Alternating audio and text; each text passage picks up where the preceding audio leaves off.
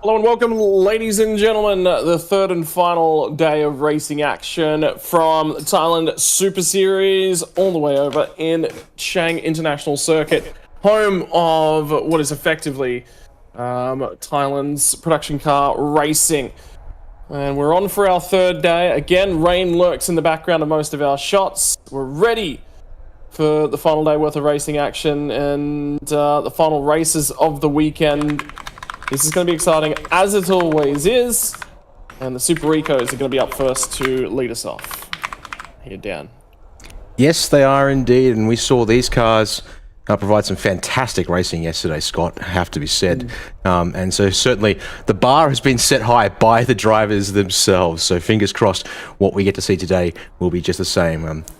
And yeah, I mean, realistically, yeah, it's a full day of racing coming up for us once again, folks. So a couple this morning and then the rest of the action this afternoon. So mostly short racing to start off, although we do have Super Touring again before lunch. They seem to have locked down that pre-lunchtime slot in the schedule. So we go from this to the Super Pickups next. So I think it's a quite fun contrast. We're going from our smallest cars to our biggest cars on the schedule this weekend, this morning. So keep that in mind and hope you're ready to enjoy the racing action coming up here first. Yeah, it's getting set on our grid at the moment as we roll through all of the drivers and everything getting set for their first race of the day. Reminder that it is just after 9 a.m. over this morning. Circuit Safari was out and in operation this morning as well. Unique aspect of warm-up and installation laps effectively for just about every category that wants to get out there. Make sure that any changes they've made overnight are good to go. Make sure that all systems are go. And it's also an opportunity for the fans to get on board a bus and not only just tour a lap of the circuit, but tour a lap of the circuit with cars going around. Is such a unique experience. Deeper in the field, we're having a look at Mohammed Hasif towards the back end at the moment. But ladies and gents, I'll tell you what. After all the racing action that this one brought us yesterday, I cannot wait to get back and into the commentary and the call for today. 100%. This is going to be, expect to be a great bit of racing coming our way today. And that is what we're certainly looking forward to seeing here out on the circuit. So I'm just getting things set up. Let me just have a quick look for our race results yesterday, Scott, because of course we have a day's experience with these cars, 2 races worth even as well. So more than we're used to seeing, of course, as we talked about yesterday with preparations for this weekend. New format, 3 races per weekend. So I hope the drivers feel like they're getting more out of it as a result, because they literally do get an extra race's worth here at Chiang. And I believe also that will carry through at Bunks End too. Yeah, so anytime you'll see these series as an operation, which I think is a good adjustment. When you consider that they're getting less rounds in for the championship, this is a great way to sort of bring them up and be a part of things. So, that's phenomenal, which I think a good change up to the system. I definitely didn't think we were getting enough racing action out of these smaller categories across the year, because if you think about it, for some of them, they're only going to 3 events this year. They were only going to have 6 races. Well, add an extra 3 races onto that one, gets you up to 9. That's actually a better championship. Still like to see a little bit more. Is there a potential to get them squeezed in for 4 races in the weekend? That's a big ask. I don't think so. But, improving what's on offer for them, I think is, you just got to do it as a category lead, and good decisions being made to do that.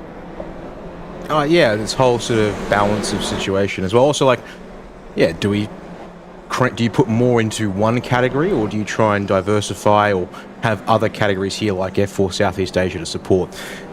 Weather there was at 27 degrees air and about 33 degrees track temperature. We are slightly later in the day than yesterday when it comes to the racing schedule here at Chiang. So that does mean things are stands for it to be slightly warmer, and it does look a little less cloudy right this second.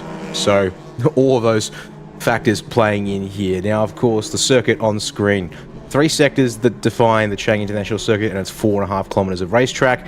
And of course, Sector 1, because you call that one the power sector with the fact that it has turn 1 and 2 straightaways. Sector 2 somewhat of a power sector, but at the same time you've got to manage the turn 3 hairpin, the turn 4 sweeper, and 5 and 6 being fairly deceptive low to mid-speed corners. In that third sector, arguably the more technical of the three here, Scott, that they have to negotiate. And of course, being here in the Thailand Super Eco, Hankook, if your tyre supplier once again with the Ventus RS4 semi-slick that has now seen it prove its worth in wet and dry conditions this weekend.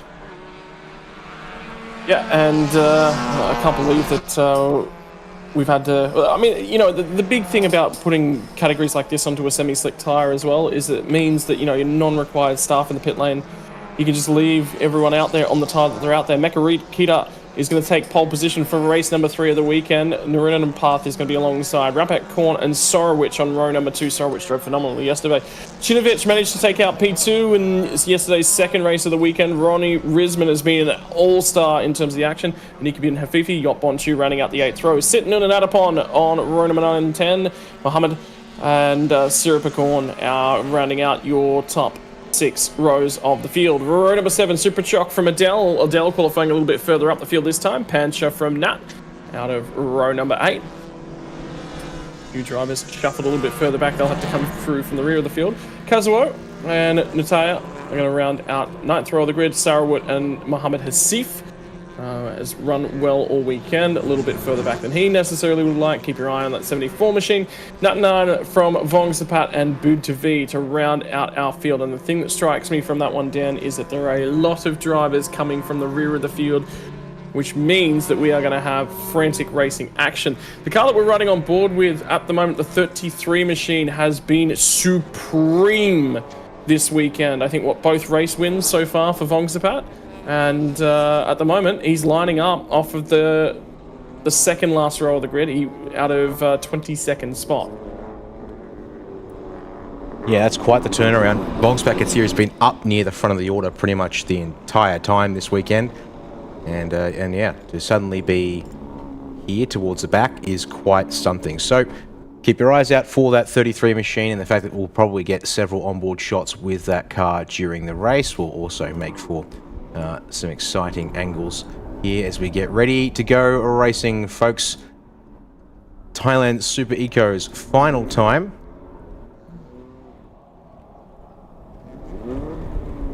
Let's get ready for the green flag and the lights to come up on screen here.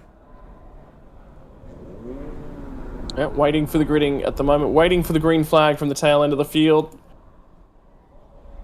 We're going to be looking to go racing here now for the final time for the first weekend of racing action for 2025. That 33 machine will be one we keep an eye on. Lights are on, lights are out. They didn't hold them very long at all on the run down to turn number 1. Who is going to get aggressive nice and early? It's going to be the green machine of Naruna Path trying to get alongside Mekarig Kita. Mekarig Kita was very aggressive in defense yesterday, but a lot of damage to the front end of that car as they make their way through turn number 1. Keep your eyes on the rear of the field. Where did the 33 machine get to? He's already grabbed a whole bunch of spots. He's on the inside there of what looks to be 4 wide at the moment as they run down to turn 3 for the first time this morning. And this is the big thing, of course, turn 3, and with a wide run to it, how many positions can you make up? Or more importantly, how many cars wide do you want to go into the corner? Looks like the answer so far is going to be about 3 wide at most on lap 1. That's probably for the best as you work your way around the hairpin. Wide there on the exit for one of our C+ entrants. Didn't quite catch the car number there, though, as we go back on board with Vong Sapat. He has scored a 17th at the start at Sector 1, which was before the hairpin. So if he made up a spot or 2 in addition to that, he's probably looking at in towards top 15. How's that there? Nose to tail as well as 2 wide, if not 3 on the exit of 4. Oh no, car tagged in sideways, but he does get it. Oh no, the 720 in the grass. Thankfully ends up porting back the right way, but will drop to the rear of the field for the 98 machine there, Scott. And dropping down the order already, Chinovich is our driver there, unfortunately. Yeah, unfortunately for Chinovich, already facing in the wrong direction. Now, the 90 machine in Naruna Path has found his way to the race lead around Mekarid Kita, who's not been able to hang on to that one. Ronnie Risman moves to 3rd spot early on in this one. Rapat Korn as well up the order, and Sorowich drove phenomenally yesterday to that P2 finish, got away from the field. At one point, here they all come, feeding their way down. Keep your eyes in the background. See the 33 machine already up and ahead of, I believe that'll be Pancha, so he's already lurking inside the top 10. That'll be 22nd to 10th on the first lap, which will be 12 spots gained. That'll be huge for him and give him every opportunity to catch this little bit of a group up ahead. Have a look at them feeding out. There is a car around in the background out of 10. That might trigger a safety car if that's not able to get away from the scene. There was one of the Be Quick cars that looked like it had damage on it as a result. There's the 24 machine in the barrier. It wasn't the Be Quick car. And the 24 machine will be that of Sarawwood. And that looks like it's going no further, which means very likely we're going to get a safety car in our third and final race of the weekend. Run out of the final corner. And the 33 machine to the inside as they enter turn 1 will go underneath the 25 machine of Pancha. At the end of lap 1, 33 was scored in 11th spot. 11 spots gained at the end of that first lap. Yeah, bit of a crazy lap 1 here, folks, and as a result, well, there's at the very least the incident at turn 11, which we just caught the end of, whilst looking at the leaders, is now being reviewed by race control. Back to Vongsapat once again in his onboard shot. As he comes up to sector 1, he is now scored in 10th place. So he has made a monumental carve through the field to start this one off when it comes to positions gained.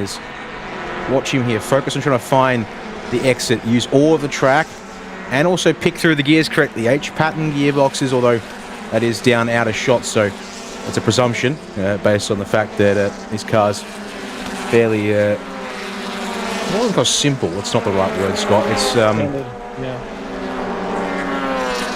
based a lot, you can see a lot of the road going, obviously, internals to the car, I think is more the point there to make on that one there. So the inside already, there goes P9. Getting past the 74, I believe, of Mohammed Hasif.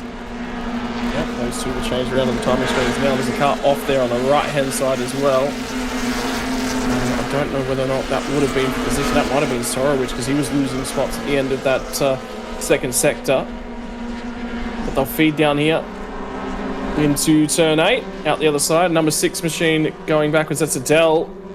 She was starting quite high up, managed to get that car rolling yet again, stayed on the lead lap, so whatever the issue was, got that car refired and rolling again. Might be a trip back to the pit lane. But here they come, and Vongsapat making more ground. He looks like he's going to pick off more spots when they get to the tail end of this lap. Dive at the final corner underneath the 91 machine, blocked in by the 61 of Sorowich. So this is Aniki Bin Hefifi in the 91, just ahead of, whoa, my word! That was a high-speed backwards entry for the 25 machine, and Pancha White Prep in the Be Quick Absolute Racing entry goes tumbling down the field. That was a scary moment, but there was no further contact as a result of that one, so all walk away relatively A-OK. Man, that was wild there, Scott. And with that moment there to capture on the feed, I'm going to step aside as we welcome Reese Gardner into the commentary box with you this morning to cover the rest of the racing action here to start the day off. And well, Reese, as you sort of get yourself affiliated, Super Eco once again delivering the goods as they did for you on Friday. Yeah, absolutely. Super close coming into the infield section of this circuit. Brilliant battle here with the number 26 holding on just ever so briefly. Vongsapat is chasing. Ruan Path out to a very solid lead for the moment, but it's looking like a bit of a cork-in-the-bottle battle for second, much like we saw on Friday. Yeah, it's been much the same right the way throughout the weekend, including that race yesterday as well. So, Ronnie Risman is growing to be an entertaining star of this category, and I'm really enjoying the driving from Mekari Kita as well. One we'll keep an eye on for the following rounds to be sure. And there is that 33 machine lurking after a 22nd place start up to 16th in only a couple of laps, continuing that progress. 2 wins already, and was well outside the points starting the third and final race of the weekend. Again, Mekari Kita's got contact on that car. At least it's just a wing mirror folded back this time. It's not the entire front end of the number 9 hanging off. So that'll be a plus. Besides, wing mirrors, they're just creating drag. Who needs them? Yeah, exactly. They're, well, I mean, who needs to really see what's going on behind them? It's all redundant in the end. We've got rear view cameras now. I mean, come on, get with the program, guys. Anyway, keeping an eye on the 33 of Vongsapat here as he's trying to chase them down there. Jotten Rapatkorn, meanwhile, how's the exit like for the number 2? Trying to keep in the slipstream here. Looks like a car that would definitely do a good job of punching a hole in the air, but gently does it in the braking zone. Not quite going for the slipstream on the way into turn 3. It's defensive then from the car in front, but a big lock up there for the 33. And will the cutback happen? Perfect time to get to the onboard view here, because it's going to continue into turn 4. And again, we see the clouds lurking in the background. Are they going to make their presence felt across the duration of today's racing? They have so far on both your Friday and your Saturday. Only time will tell. Again, highest chance of rainfall towards the middle of the day, a couple hours away. So it could impact this afternoon's racing. A dive down at the end of turn 5, late on the brakes, gets there, gets well and truly up and alongside, and probably gets the job done. Vongsapat, that'll be him all the way to 4th from the rear of the grid. We've got an update on that one as well. We're hearing the update for the 33 machine. The reason he started at the back end, disqualification from yesterday's race. So only one race win will count from the weekend thus far. He'll have work to do. I believe that'll be a technical disqualification. Yeah, I can't imagine why else he'd be disqualified, because we haven't really seen any driving transgressions from him. He's been up the front and dominant all weekend. What a run it has been for him so far, and we still have 9 laps remaining in this race. Battle for the lead continuing on here between Ronnie Risman and Narun Path. And the sedan behind the hatchback getting the better exit out of the final corner. But do we want to see a move into turn 1? Because you've got the entirety of that back straight yet to come. Need to take advantage of the slipstream into there. Adapon, Kyrgyzstan's to the inside in the background of the number 2 machine of Yotbu and Chu. Those two have been locked in a battle all weekend long and would not be looking forward to seeing the other one alongside yet again. I believe that'll be the 6th machine of Adele in the background returning to the racing track. Probably look to stay away from the racing that's going on. It'll be about circulating, picking up points. But for now, run down to turn 3. Vongsapat locks another break. So that's now a couple times, a couple laps in a row. 3rd of the race now complete for these drivers. Don't want to be doing that too many more times. That'll be damage to those tyres. Vongspat's driving like mad, isn't he? That's 2 laps in a row now I've seen him locking those brakes into the hairpin. He's obviously wanting to make short work of getting back to the lead here, and considering his lap times, I mean, he's going to get it even if he doesn't lock those brakes up. His last lap, a 2:07.3, as there's a problem for the number 6, Adele. Pulling off just beyond the gravel trap there, it looks like, around about the access road area. I'm not sure where exactly on the circuit that is. It's Probably the entry to turn 3. Yeah, I'm not seeing any timing sectors, so Regardless, back up front, and this is the battle for the race lead. They've got to be careful though, because Vongsapat is coming from behind them. This will be nearly a last to first challenge for the driver of the 33. Only one further position he could have started at the back. Ronnie Risman's got control of this one at the moment. Asking questions of Runan Puff out of P2. So it's going to be the Malaysian driver with control at the moment over mostly Thai field. Only Malaysian and Thai drivers in your Super Eco field. You can just see Vongsapat continuing to just take time, half a second out of both of our race leaders on that most recent lap. So he will continue to try and track them down. Risman now starting to build a little bit of a margin on the run out of turn 1. Good drive. As he looks set to try and build a margin. They needed to make as much time as they possibly could. And the fact that Vongsapat's here before the halfway race distance, again locking those brakes. Oh. So those tyres will now definitely have a mark on them. I mean, it's not hurting his pace any. He continued to gain time through the corner, didn't he? Now he's right on the back of Narrenpath. This is an incredible drive from Vongsapat that we're witnessing at the moment. That car clearly prepared well for this weekend. Vongsapat taking great advantage as he sweeps through up the inside at turn 4. Did you see the blinker on from the number 90 machine, which is now turned back off again? So I think he was trying to indicate, hey, go up the inside here at turn 4, take it, and I'll see if I can try and follow you through. Interesting spot. He's already onto the rear end of Ronnie Risman, but you can be confident in the fact that Risman's not going to give this one up at all. The run down to turn number 9. And they'll both tip it in. Sorry, that's turn 8 right there. And then the onboard, the run down to turn number 9. A little short shoot. A little bit of a crest in the road here at 9. Dip back down for 10. And up and out, a little bit of a rise in the road to 11. Covering to the inside now is the 65 machine. A little bit of a gain in the straight line for him. Great gear shift and traction through 9, 10 and 11. But to the inside, late on the brakes, the 33 machine will make a send and make a play for that race lead. They will go side by side out the exit, but again, Risman with the drive. This is going to be the biggest challenge that Vongsapat has faced yet in this race. Past the digi flag on the left-hand side, using all the curb on the way into the first corner. Maybe a little bit of oversteer, both of them taking to the runoff area in turn 1. They're not interested in just having that super clean straight exit. They're trying to carry as much speed onto this straight as they can.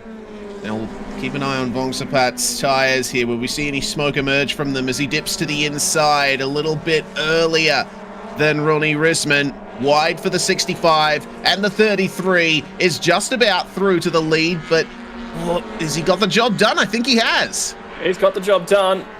It was rear tyres that were again locking when they got down there into turn 3, so he might be okay given that traction is being delivered through the front tyres here. The rear's not necessarily doing a whole bunch of work. They're there for balance, they're there for integrity. And we're hearing an update from race control about what caused the disqualification from the 33 yesterday was actually an illegal front bumper. So if you actually have a look at the bottom section of that, there's no sponsor colouring on the 33 machine in the lower half of that front bumper.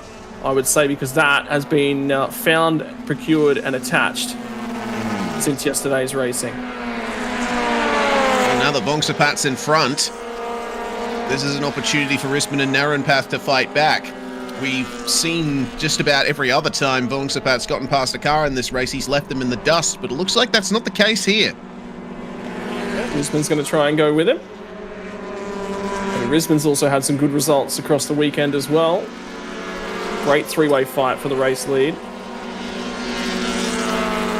Next sort of major fight is between the 61 machine and the 91 machine of Sorowich and Iki bin Hafifi. We'll get an update on them when they get to the final sectors and see what they're capable of. New fastest personal lap of the race for Mohammed Hasif in the 74 machine. Gets the start-finish line. I'm just waiting as well to see black and white flags displayed for P1 and P2 on the road. We do have them for the 68 and the 99, apparently, but they aren't the cars that we're currently looking at.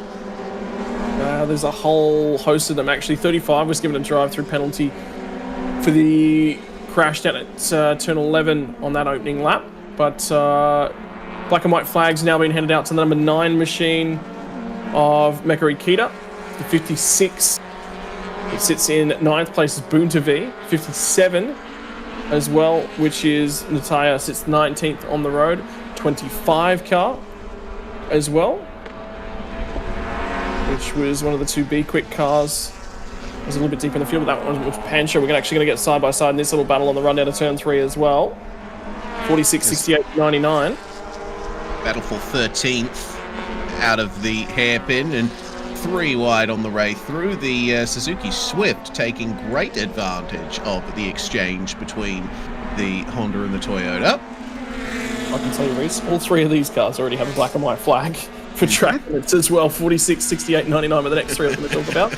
As are the 2 and the 33 machines. So that's Yacht Boonshu and, of course, our race leader, Vong Sapat. 74 and 91. The other two have received warnings. So that's number 74 machine is in 6th place. Of course, the 91 of Niki bin Hafifi out of 11th spot at the moment.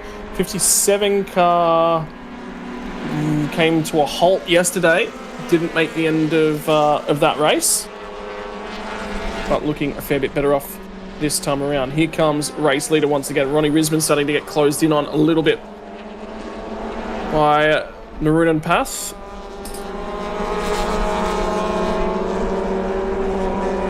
The pass for the lead happening some time ago, and Vong Sapat starting to drive away from these two now, running 4/10 faster than Ronnie and Nurumpath. The black and white flag is indeed shown for the 74, 91, 68 and 99 cars. That's quite a few cars to be given black and white flags on a single lap. Anyway, this battle for second now, I think it increases the importance just a little bit there for Nurumpath. Sure, he might be fighting for second and not the lead anymore, but he's really going to need to get by Ronnie and maybe stay in touch with Vong Sapat if he's been holding back his pace all race. And there's a chance he might have been doing that. But for now, Ronnie will be on the defensive. Nurumpath will still be on the attack. That battle has stayed largely static for the time that we've seen it, apart from Vong Sapat passing his way through. So can they match his pace? Good question. 26 machine. Currently sitting at a 5th spot. Best result so far for the weekend, if he can hang on to it.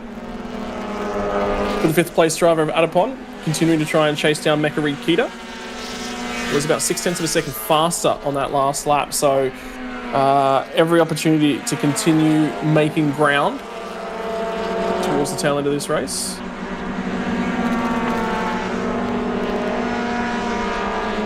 And we look back towards this battle, which contains Yacht Boonshu. Buntavi Najit is the lead car on this one. Yacht is in the middle, and Rapid Cornwong Siri, the 3rd driver in the queue.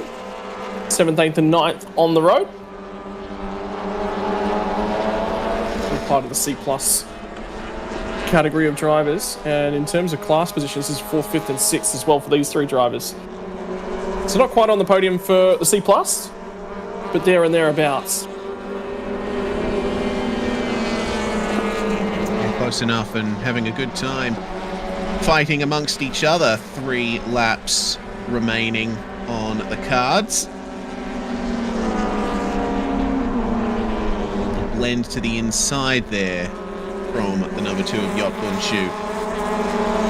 We'll be able to grab the slipstream out here. It's all about momentum off the first corner. A little bit further back, the raft of cars that got black and white flags, it looks like the Suzuki Swift there has fallen back behind the 68 and the 25. So Pancha Waiprip and Siripa Korniabion, followed by Natanan Puratonga. Defensive now from Pancha. And land on the brakes as the Toyota Corolla. Not late enough to get alongside into the corner, but still going to have a go. As it looks like the number 56 car, and that's Buntavi Najit. He's received a 5-second time penalty for continued abuse of track limits, according to race control. Not ideal. He's 7th on the road at the moment with 2 cars within a second behind him. So he is in a world of hurt for that 5-second time penalty. At the moment, we'd only lose those 2 spots. So Niki bin Hafifi, though, is only a couple tenths of a second behind, still capable of closing that margin, potentially taking enough time out so it would make it 3 spots lost overall. For now, continued into the lead is that of Vong Sapat Katsiri, and now he's starting to build that margin. Ronnie Risman and Narun on path are continuing to fight it out for P2. But the benefit of the series, the category, is that battles up and down the field. It's a very close field. Love seeing the intensity among these drivers. We do have Vongsapat being the clear pace setter this weekend, but I think he's a bit of an outlier. Everyone else has put on a fantastic show for us, and let's be honest, Vongsapat's put on a great show for us today, working his way up from the back of the field. This number 33 is far and away the fastest car on track at the moment. And by some margin, he's back down into the 207s on lap time. I mean, he's still locking up the tyres a little bit going into the hairpin, but I think he's gotten the more raggedy sort of parts of his lap under control here. 207.9 on the last lap, and that is more than half a second faster than everyone else behind. Still holds the fastest overall lap of the race at a 207.3, so sheer domination. Yeah. Comfortably in control in terms of the pace and everything that's going on at the moment. Most recently, there's a new fastest lap of the race for Narunapath, bettering his previous time on the last time around. They'll get one more lap to go board when they get to the start-finish line again. And now the 65 machine of Ronnie Risman's received a black and white flag, so he's got no room to work with in terms of track limits for the final lap. He'll get the notification of that when they get to the start-finish line. From there on out, it will be, you might be in trouble, so don't take too many risks. One driver not taking a whole host of risks at the moment. Vongsapat Katsiri has got a lead at the moment on the run to the final corner. He'll come out of this one, he'll see the one more lap board to go. But after 21 positions gained, he's right there and in contention. And I believe that was Ronnie Risman being signalled by the marshals there to let him know that he's received a black and white flag for track limits abuse.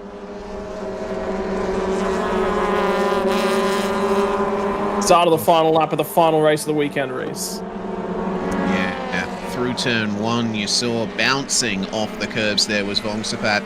And, oh dear, oh no. That's the number 2 of Yopon Chu that's pulled over. He'd already had his, I think he'd already had his fair share of problems, but it seems a technical issue for that car out of the final corner on the final lap. Probably too late to call a safety car. It'll have to be yellow flags in the final sector for that one. Not much they can really do about that. In the meantime, Risman has held a leader over Narunapath for a majority of this race. He's led laps today, had an opportunity. He's been on the podium already this weekend, all the way back in race number 1. Race 2 didn't go his way, but now he's challenging to see if he can finish second in the final race of the weekend. The challenge will come from Narunapath. It'll probably come here. This will be his best opportunity. From here on out, maybe the last corner. He might have a last gasp dive. But he's a couple car lengths back at the moment. And closing. That's definitely closer than he was on the way into turn 5. He's carrying the power so much, isn't he? He wants to try that move potentially at turn 9, but needs to carry the momentum through here. All over the curb, but there's no space. Ronnie Risman is placing his car in all the right spots here to defend. There's the gap for the lead there. The second place will come to the fore. Checkered flag will fly very shortly. Don't forget, we have the number 2 of Yopon Chu on the exit of the final corner, so there's going to be no pass for second, but the 33 of Vongsapat Katsiri coming out of the final corner and taking a brilliant victory. Yep, from 22nd to 1st, a drive through the field, and the team are pumped up for it as well. And with very, very good reason why. Mekarig Kita, phenomenal drive from tyre driver to finish in 4th spot as well. Been aggressive all weekend long and gets the result. Adapon will come home in 5th spot. There was only the one penalty that was applied for track limits, and it was to the 56 machine of Boontavi, so we watch and we wait for his times. That'll get updated post-race as that penalty gets applied. But there's your race winner yet again, and celebrating what would have been an exciting race for him. A lot of respect shown to him on the way through the field, but also had to get the elbows out, had to get some passes done. Some aggressive sends. But made it stick. He's very happy, isn't he? As he should be. Fastest lap of the race. Working his way to the front. Still with a few laps left in hand. That number 33 is perhaps the best prepared car of them all this weekend, and it's a big statement for the championship as well. Yes, he may have been disqualified from race 2, but if Vongsapat can carry this kind of pace and the car manages to hold up for the remaining rounds of the championship, it's going to be tough for anyone to beat him. Yeah, he's just going to be a threat all season long, isn't he? And that's a worrying statement to come out that early. The next round at Bang Sen will really challenge him, though, and it's that level of aggression. He's obviously quick, uses the track limits, but therein lies the challenge when we head to Bang Sen is how brave are you going to be? How close to the walls? How much of a challenge are you going to put on when too much speed could end the weekend early? That's exactly right. We're at a MotoGP circuit for this round here at Chang International. So the walls are far away. The curbs are wide and flat, but next round at Bang Sen, everything will be different. Walls, heavy braking zones, super slow corners. As we go through our results, then overall, Vongsapat, Ronnie and Narunpath are your podium. Ronnie will be very happy with another second out of this weekend in the Super Eco All-Class. Vongsapat taking victory over Ronnie, and Mekarad Kita having a good run there to get 4th overall and finish 3rd in that class in C+. Narunpath Atapon and Mohammed Hasif will round out your podium there. That's 3rd, 5th and 6th overall. And in the Eco C class, Siripakorn taking the victory with Nataya and Adele rounding out your podium. Adele with some late problems there in the final laps. Yeah, so unfortunately, to the tail end of the field, and I think she got back out there, but never.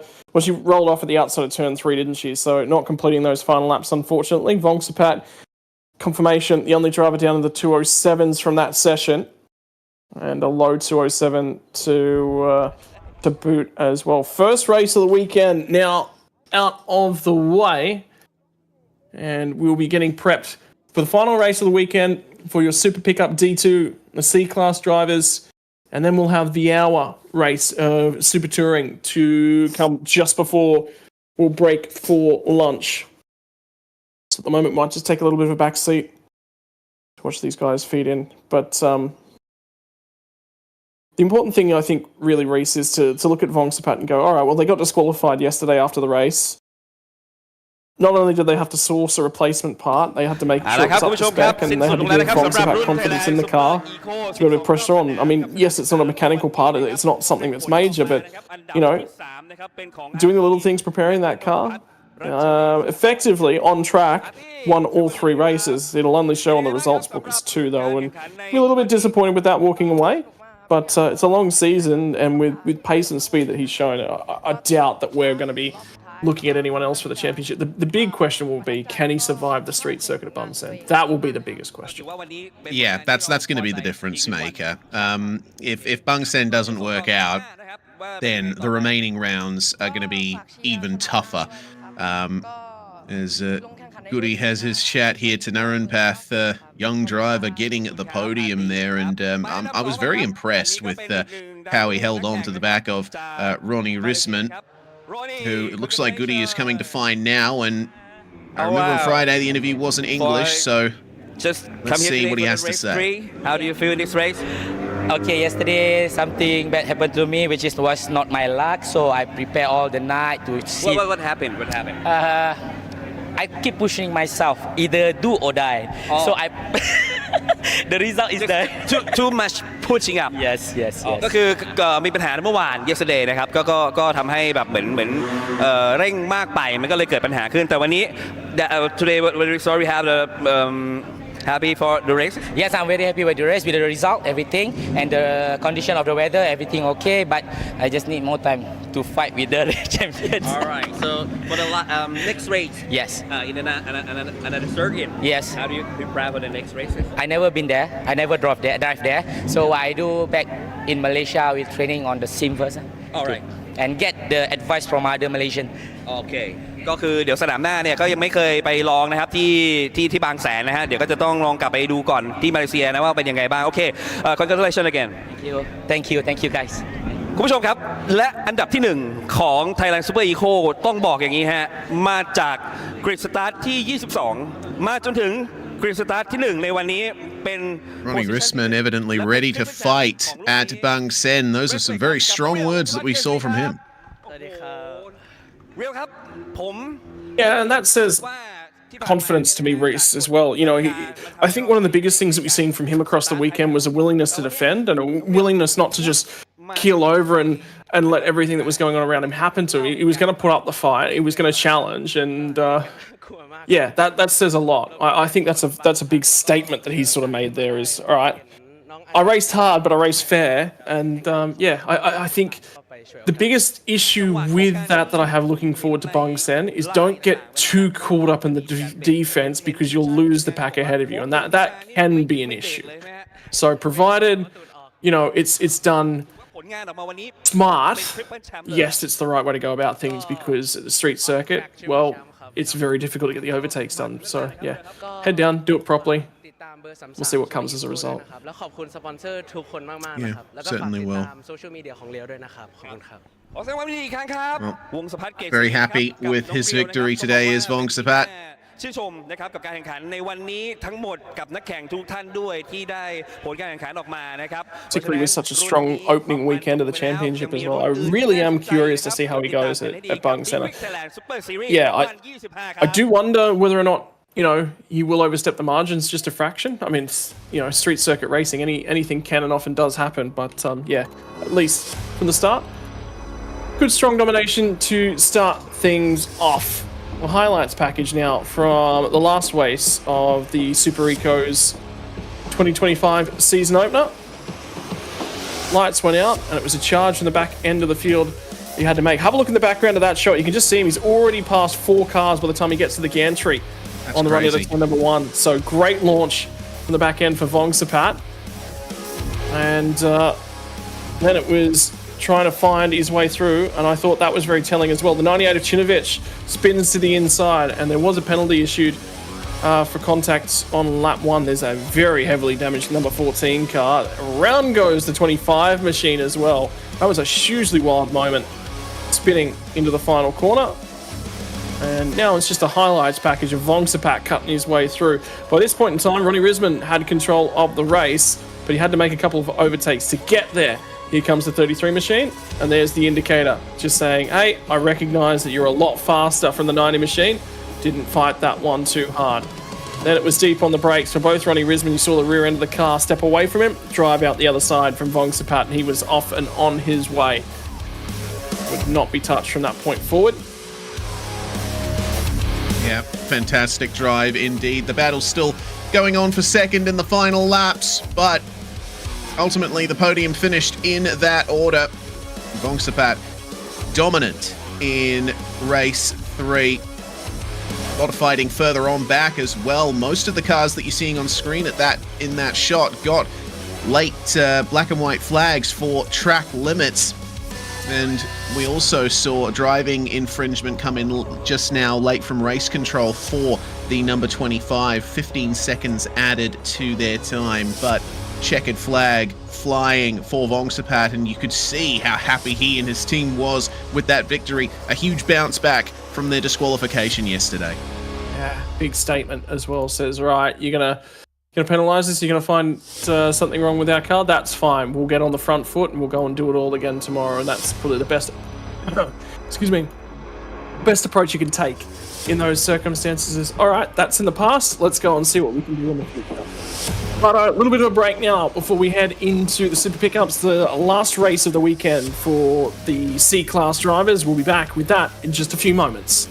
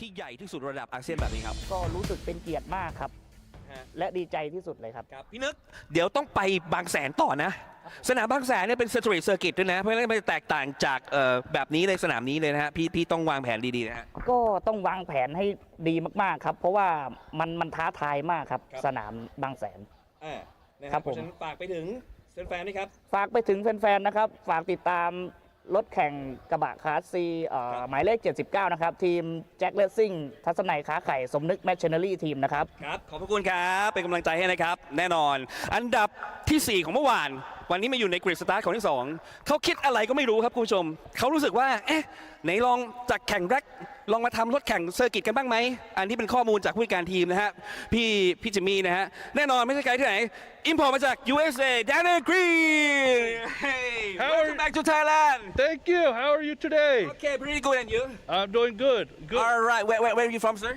The United States. United States where you stay In St. Louis, Missouri. Oh wow Yeah. I've never been there before Well, we can go. So alright, I heard that you had the first time to race in TSS, right? Yes, this is my first competition ever. I never raced circuit racing before. Really? Never. Oh wow! But you have the result and base result here. You have to start in the position grid in second floor.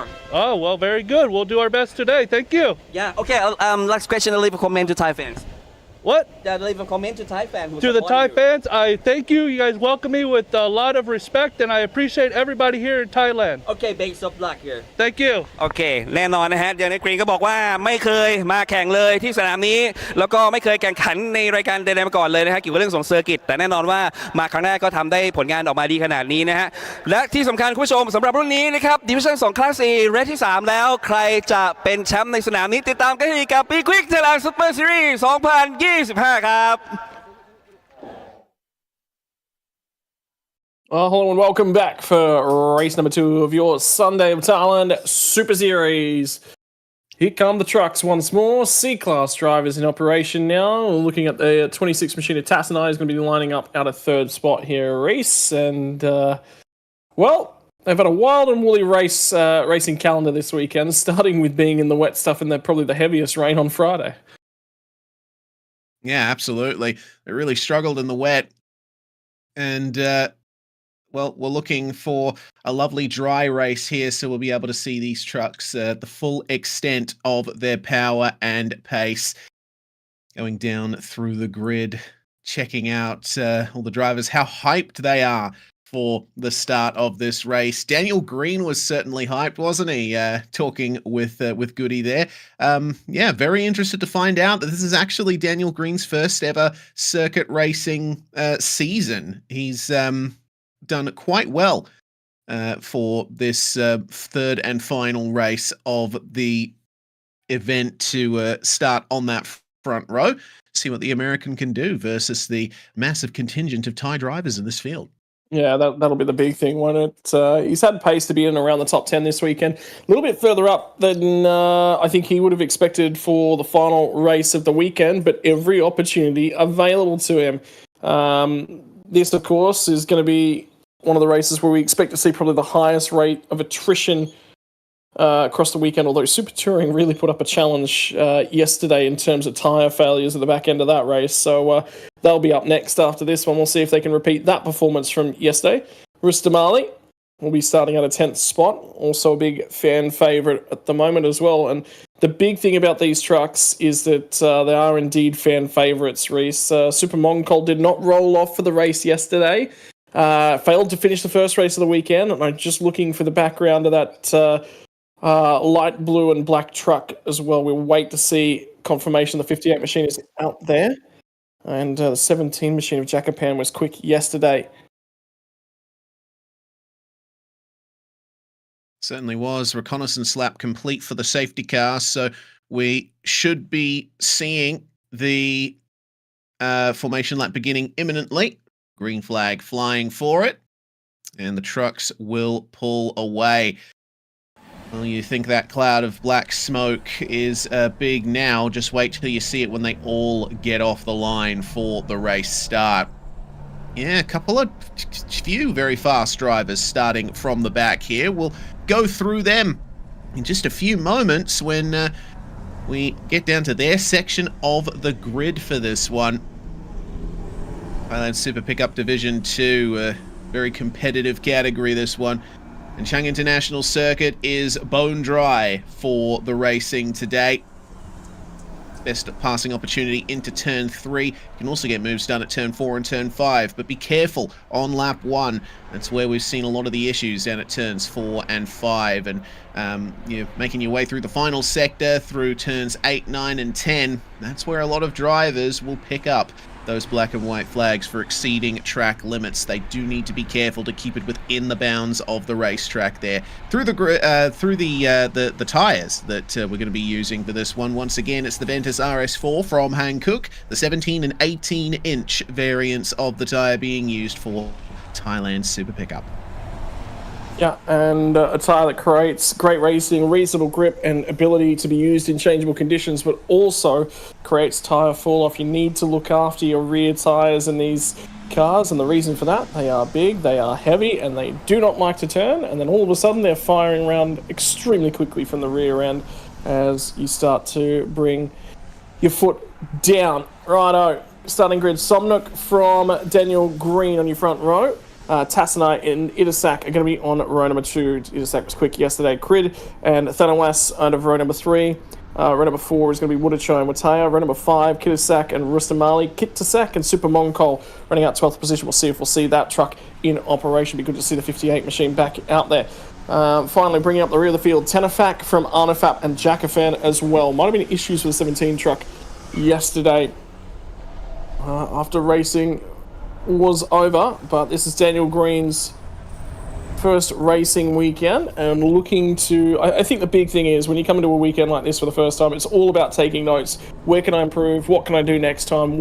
How can I be bringing myself closer to the front? Because I expect that we'll be seeing, he looked like he was having a lot of fun, and we'll probably be seeing him further back again next year. Oh, sorry, later in the year. Yeah, absolutely. He's going to be starting on the front row alongside Somnuk Piantam here. Potential big result. Basically sponsor free, that truck at the moment. We'll see if Green will be able to pick up any sponsors on his truck if he performs here today as the rest of the field lines up behind them.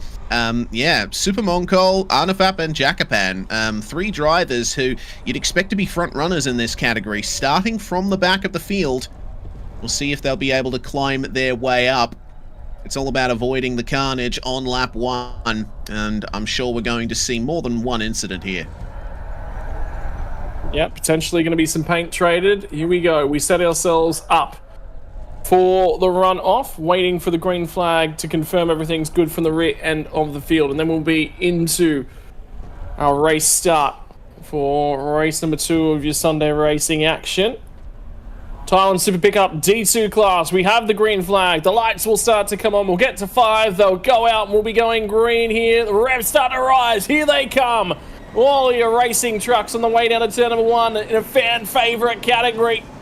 As the Super Pickups charge towards the first turn. Somebody's already been elbowed out way outside of track limits at the moment, trying to find some room around the outside. It was the 17 machine. That'll be Jakapan trying to make his way right out and around the outside. He found speed, he found the hole, and look at that, that's from the last row of the grid. Is he up inside the top 5? You better believe he is.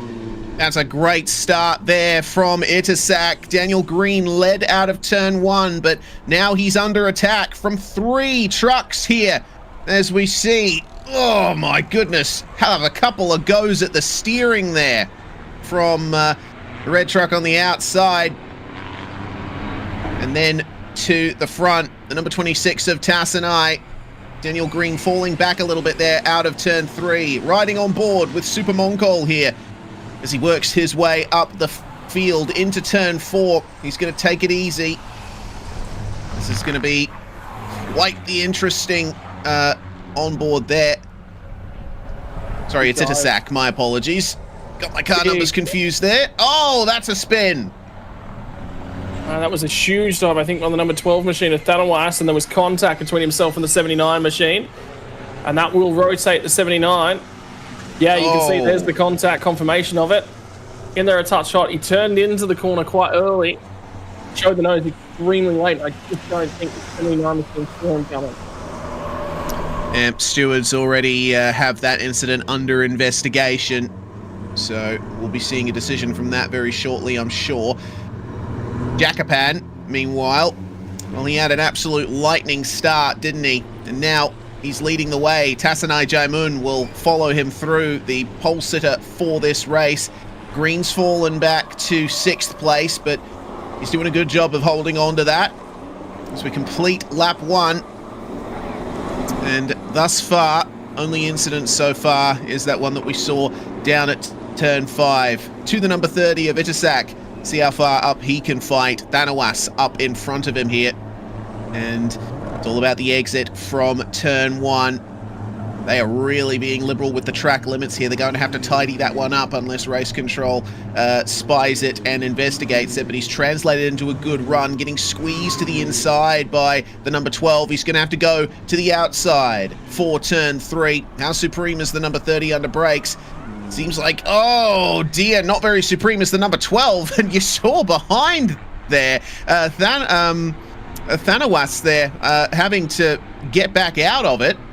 This is quite problematic, seeing a car going very deep into turn 3 in front of you. It's making the job ever harder for those behind. Watia now on the outside and the number 42 to try and protect the position, but the understeer comes into turn 4. He'll get back onto the circuit, but it's still side by side. Yep. And for the number 12, confirmation, we looked at it, we said it was a late lunge, and indeed the stewards think so as well. 15-second time penalty. They see something quite egregious in that move. Not a 5-second time penalty, not a 10, it's 15 seconds that's been applied to the number 12 machine. So Thanawas is not going to be finishing on the track where he sits. How much you can be confident. He'll be wanting it to stay clean. 56 machine back into pit lane to Kiyota-sak. Issues there. He's not the only one. Have a look at the smoke billowing from the rear end of it. That'll be oil. There is no way. And the 82 machine was there, I believe, alongside of him, which would be Pred Sub, which we don't have any timing sectors for him, so he may not have even started the race. Yeah, I'm also seeing Kintasak in the pits as well, potentially. The number 52 as chaos erupts here at the final corner. Seeing our top drivers start to break away from this fight, but it's all a mess coming into turn 1 here. Thanawas trying up the inside there as Super Mongol, who's found his way up to 4th now. Brilliant run up the field from those who started at the back. What can Super Mongol do to elevate himself further forward here? 10 laps to go, and the moves are still on between Wataya and Arnafab here. Arnafab, comparatively, struggling to find his way through this pack here in the 77. Yeah, not really being able to make huge leaps and gains at the moment. But for now, he'll have to try and pick them off one by one by one. The problem with that is the leaders are already starting to set sail. Jackapan just at a 159. So for the 79 machine, 2 seconds a lap slower. The margin between himself and the race lead now is out over 9 seconds. A long way back, but he's picking them off one by one by one. Super Mongol as well. Good to see him back out there and finally looking to potentially score points, as he's had retirements from the first race, didn't take to the grid for the second race. We haven't seen a whole lot of that machine, and that is unfortunately our American competitor, number 8 machine through pit lane. Dramas for him after starting well. Yeah, not good for Daniel Green. I'm not sure exactly what the issue is there, but he joins the raft of trucks that have had to come into pit lane in this race. Jackapan, meanwhile, up at the front, setting the pace down below the 2-minute marker. That is quite substantial pace from the number 17. Third place, the 58 of Super Mongol. Starting to jet away from Itasak here. I wonder if we'll be seeing that on board again very shortly from the number 30, but Super Mongol is looking stable and fast in the first turn there. Further up the front, it looks like Jackapan's starting to make his way around lapped trucks there. He is in the lead by 2.1 seconds at the line, so it's going to be difficult for the rest of them to catch up. Looks like some damage to the front splitter of the 58 machine is Super Moncol, who's the fastest car on the most recent lap, and it's at 158.564, new fastest lap of the race so far.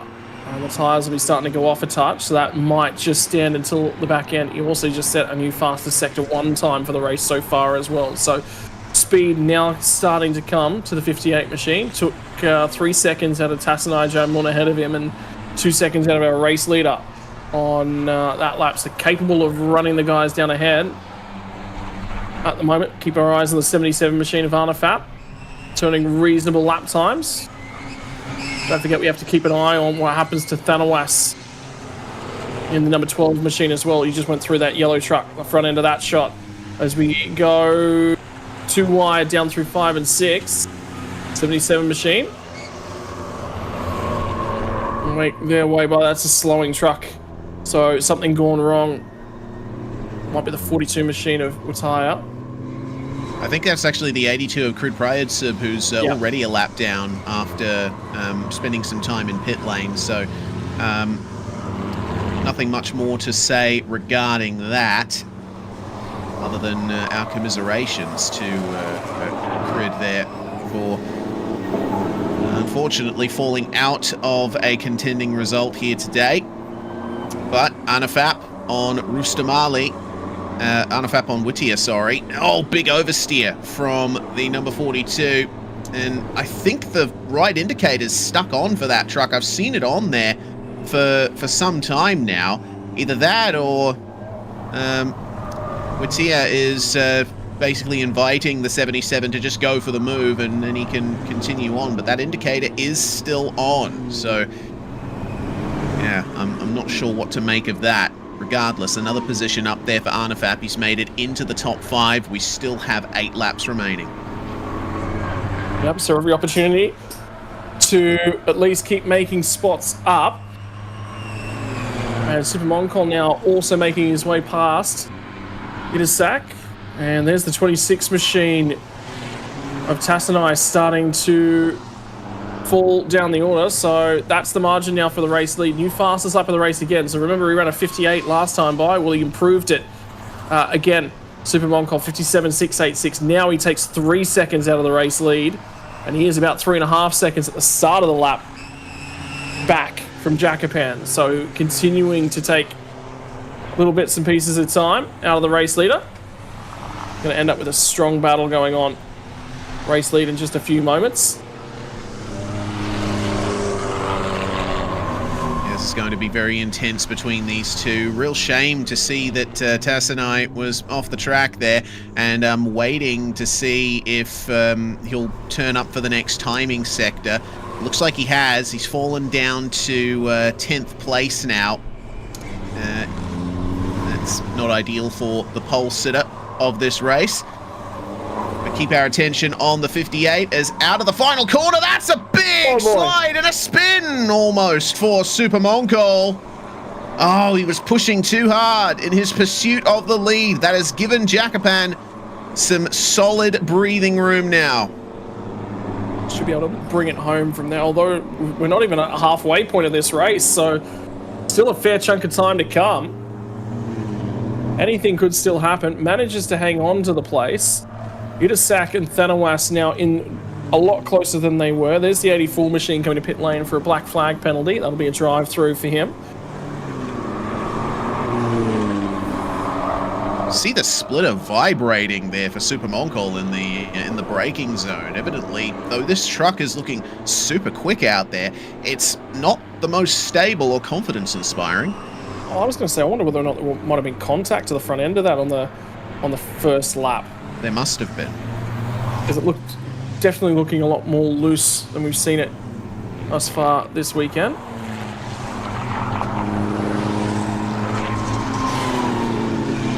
But anyway, regardless, 84 machine returns to the track. 79 of Somnook, after being rotated on lap 1, remember by the number 12, is still back out there, still turning laps. It's 7th at the moment. Not too bad. Could definitely have been worse for Somnook there. Jackapan continuing to strut his stuff out the front here. Unlike Super Moncol, he seems to be holding onto that pace and just balancing the truck on the edge without it going over. But see the lap time comparison there between the two of them. 1:59 fastest lap for the 17 there, who's obviously well represented. His team supporting him in the pit lane. Super Moncol, though, his fastest lap, 2 seconds faster. So we'll see if Super Moncol will be able to keep that up there. The gap at the line is 4.4 seconds. So if Super Moncol can get that pace back, he'll be right back on the back of Jackapan in 2 laps' time. Yeah, well, Jackapan is starting to really fall off. He's taken a fair chunk out of those tyres, so we'll just have to wait and see whether or not he's going to continue to degrade. Could have been looking after them as well. There might be a little bit more speed in that number 17 machine, but remember how aggressive he was back on lap 1, so you just wonder whether or not he sort of pinned the ears back, burned up what he had.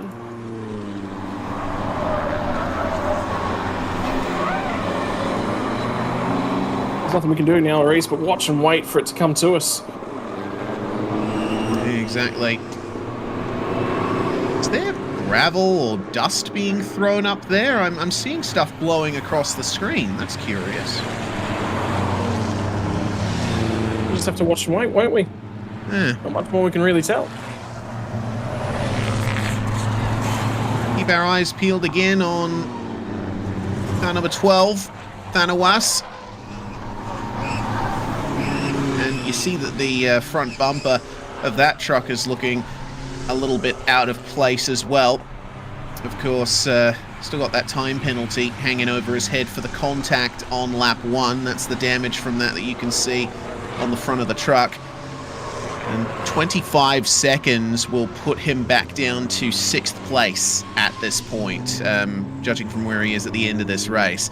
But looking at the lap times here, well, he's matching Arnafap ahead pretty well. Matching Itasak pretty well as well, but last lap was 2 seconds slower, so I get the feeling that Arnafap may very well be catching up to him in short order. Still 5 laps remaining on the cards here. Seeing that the 86 of Tanafak has gotten a 10-second time penalty for speeding in the pit lane. That's a no-no. If you've already been sent at the pit lane. For issues, we're sure that's the 86. It might have been the 84, because remember Rustamali had a transit through the pit lane. True. The steward's messages do say 86 very clearly on my end. Might be the way Unless for the there's, 86 machine. Yeah, it could be anything. Oh, Daniel Green's out of the truck. He is out of the race. Shame there. After starting on the front row for this third and final race, black smoke for the number 84 there is what we're seeing. So 86 and 84 have both come under the auspices of race control, but for different reasons. Well, I thought we saw the 84 already come through pit lane for black smoke, unless this is a secondary penalty. Might very well be. Unless the actual message has been relayed to the driver late. That's another option. Yeah, potentially. Either way, a lot going on at the moment. And, well, Rustamali won't have an opportunity to come back and serve a black smoke penalty because that thing is parked up. And that's on the back straight, heading up to turns 2 and 3. So there's going to be yellow flags in that sector. And That'll likely a safety car. Yeah. There's no way we get away with that without a safety car for sure. Drivers will all have been notified of the car stopped by the side of the racetrack and potentially getting ready to slow down. Race is still under green flag conditions. Will that safety car be called is the question. You see him there off to the side and, well, he is off the racing surface and the conventional line does take them through the middle of the track, sort of away from him. but still a bit too close, as here comes Super Mongol challenging for the lead into turn 3. Around the outside, puts the power down, but he just can't do it. He's too wide to take advantage, and Jacopan will stay ahead. Well, 17 machine just got a black and white flag for track limits, so that's just very quickly followed up with one for the 58 machine as well. So they're both being watched very closely in this battle for the lead. And how can you take your eyes off them at the moment? Because Super Moncol has taken significant time out of the 17 machine. They'll challenge each other. Might be able to... There is marshals there and working on the 84 machine at the moment. He's out of the car. Could just be a local yellow. Given it's on the straight, it's not really a huge deal of risk. There's not a lot of runoff in that area, but you don't necessarily need it.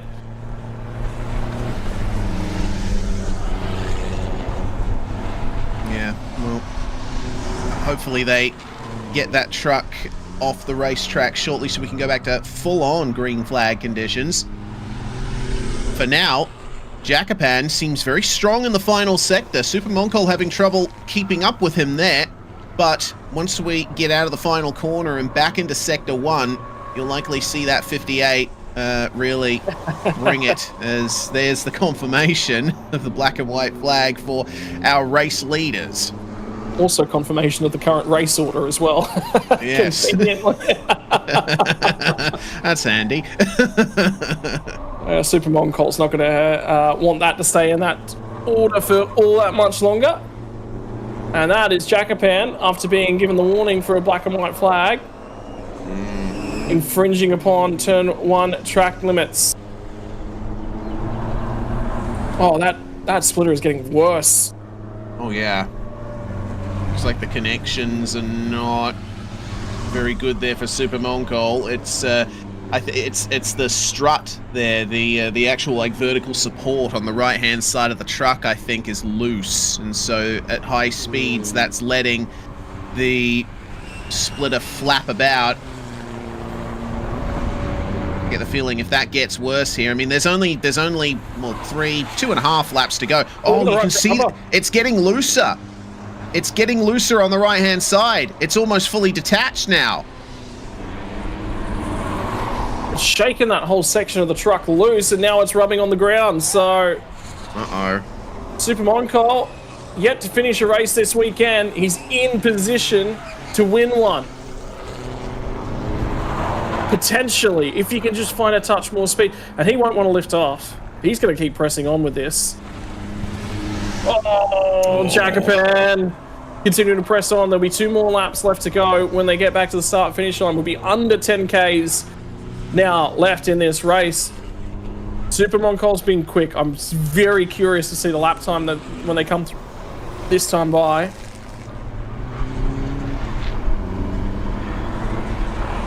If that's dragging on the ground, it'll be thinning out as well. It'll be eating away, so eventually it might just not be enough of it left for it to be a problem anymore. You just hope it's going to hang on. And if it's going to be damaged anywhere, it'll be off of the run out of turn 2. He closes up once again with Jacopan. Now what can he do off of turn 1?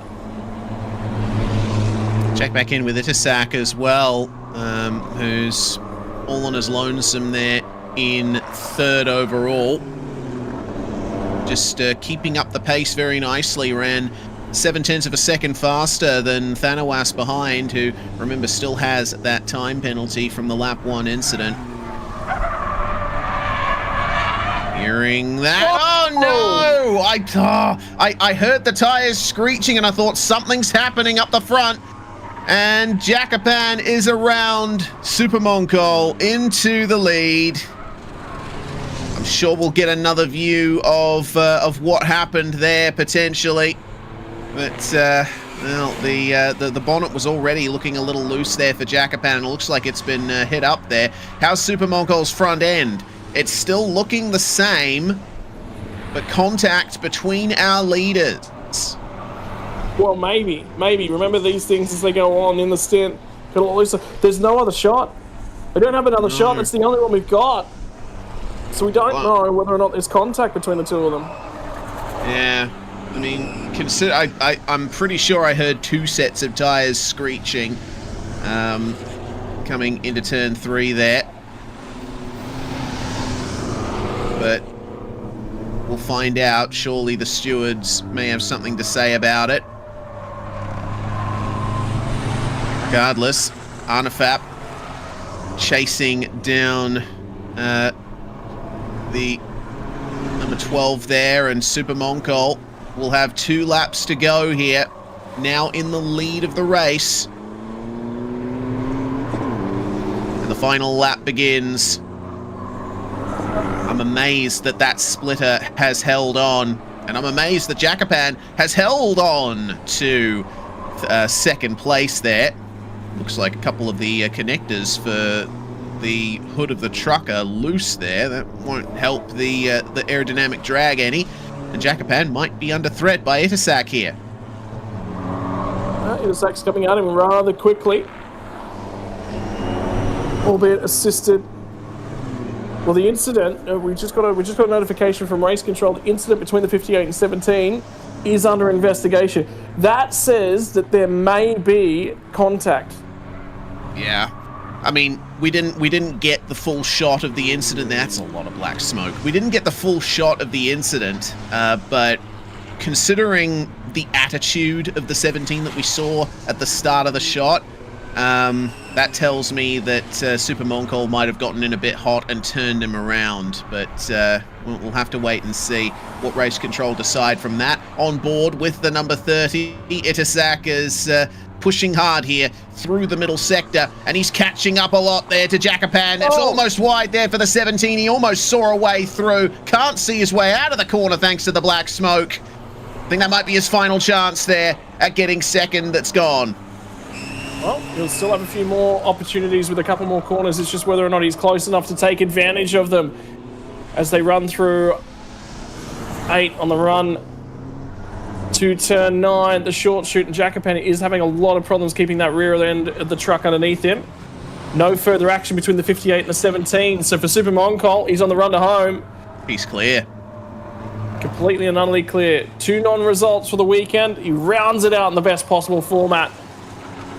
And we'll take race number 3 of the weekend and of the championship for your Super Pickup D2s. Now we watch and we wait. Jacopan is slow as they come to the final corner, but enough drive to get out of there and get P2. We did stay safety car free. Yep, did just enough. Crossing the line is number 12 of Thanawas.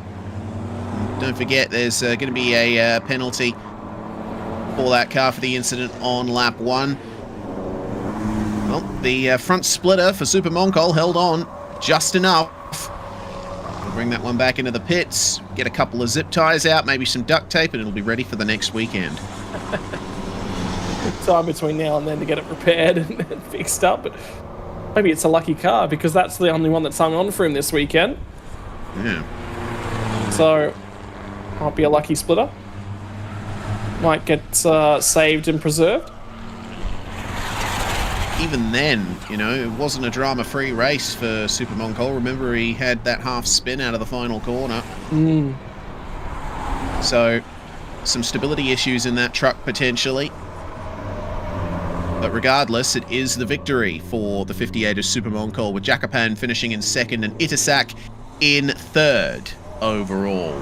And of course, it is only one class here in Super Pickup Division 2. The fastest lap times from our top 10 there. Super Moncol clearly the quickest over a single lap. That 58 is a force to be reckoned with when it's not sideways. Yeah, when it's facing in the right direction. Work to do for the 58 machine as well. How about that lap 1 though from Jacopan? Last to first in less than a lap. Phenomenal driving. Yeah. From him, but just not quite able to hang on to it. Super Moncol took a little bit more of a measured approach, cutting his way through the field, but did manage to get the truck home with a race win. Be interesting to see the points. I think this category is going to be quite shaken up when we get to Bung Sen, because it's not been consistent results for anyone in this category across the weekend.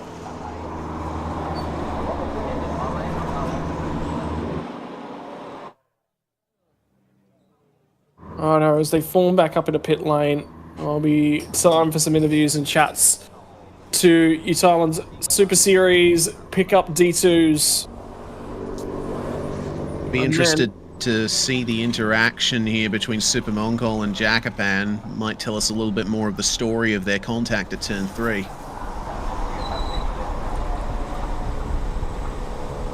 Wonder whether or not there was contact. Super pickup. I'm seeing a few more requests for team managers to report to race control. One of them might be because Daniel Green was up and on the pit wall inspecting the racing as it continued on. Might have just been a warning for him. But the team manager for 56 and the 8, so the 56 is Kiata Sack, so something's going on with that track that it only completed 1 lap.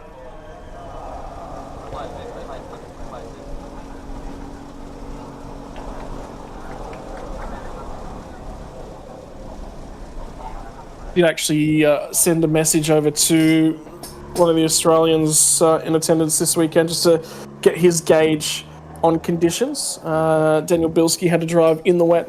You missed it yesterday, Reese. Just in time for the GT4s, they all rolled out on the formation lap.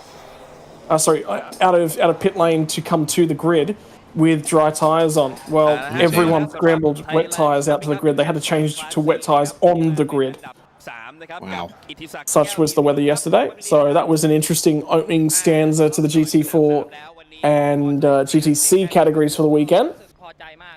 And the problem is, that's about when the rain's due again this afternoon, is when they're on track much later this afternoon. So, and Bilski was just saying, yeah, it's been a little bit tricky to manage because they're also trying to pick setups and how they want to adjust the car for this afternoon's race. Because that would have been in a relatively dry condition, considering they weren't expecting the rain yesterday. So, either way. Yeah.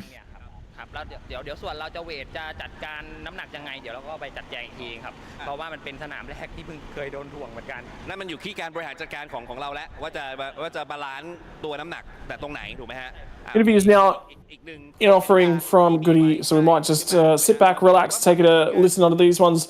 Your Thailand Super Touring category will be up in a very short period of time, and that'll be the final race from the first half of your Sunday.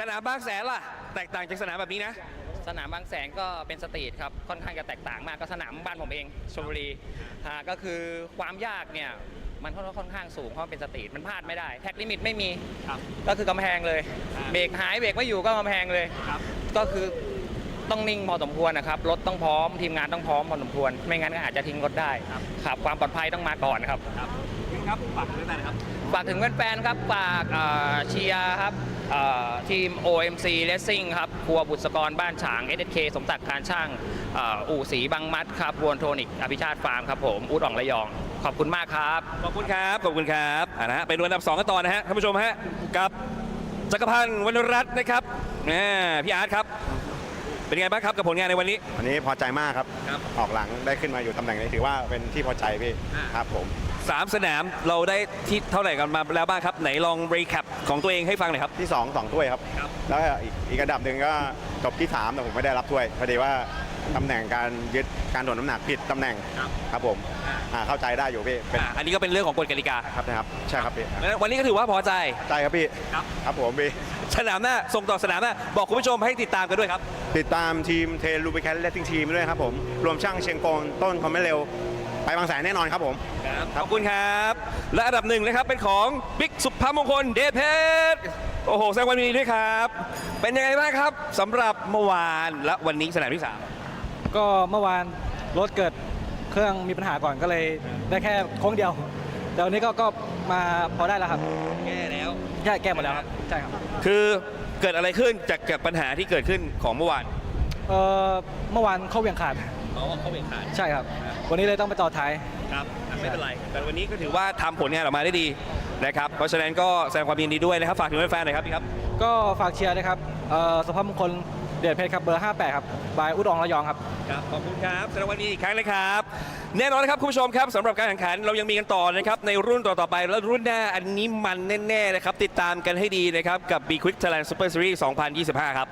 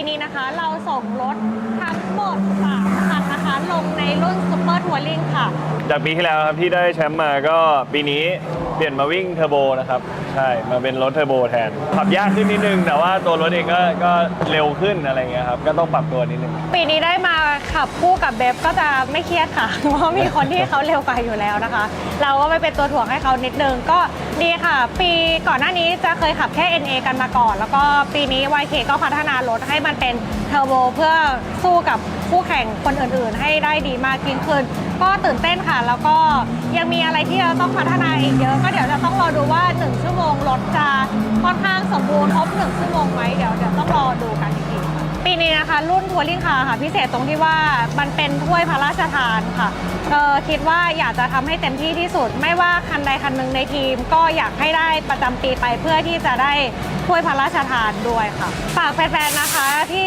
ชอบในวงการมอเตอร์สปอร์ตนะคะฝากเชียร์ทีม YK Motorsport ด้วยค่ะรุ่นซุปเปอร์ทัวริงนะคะ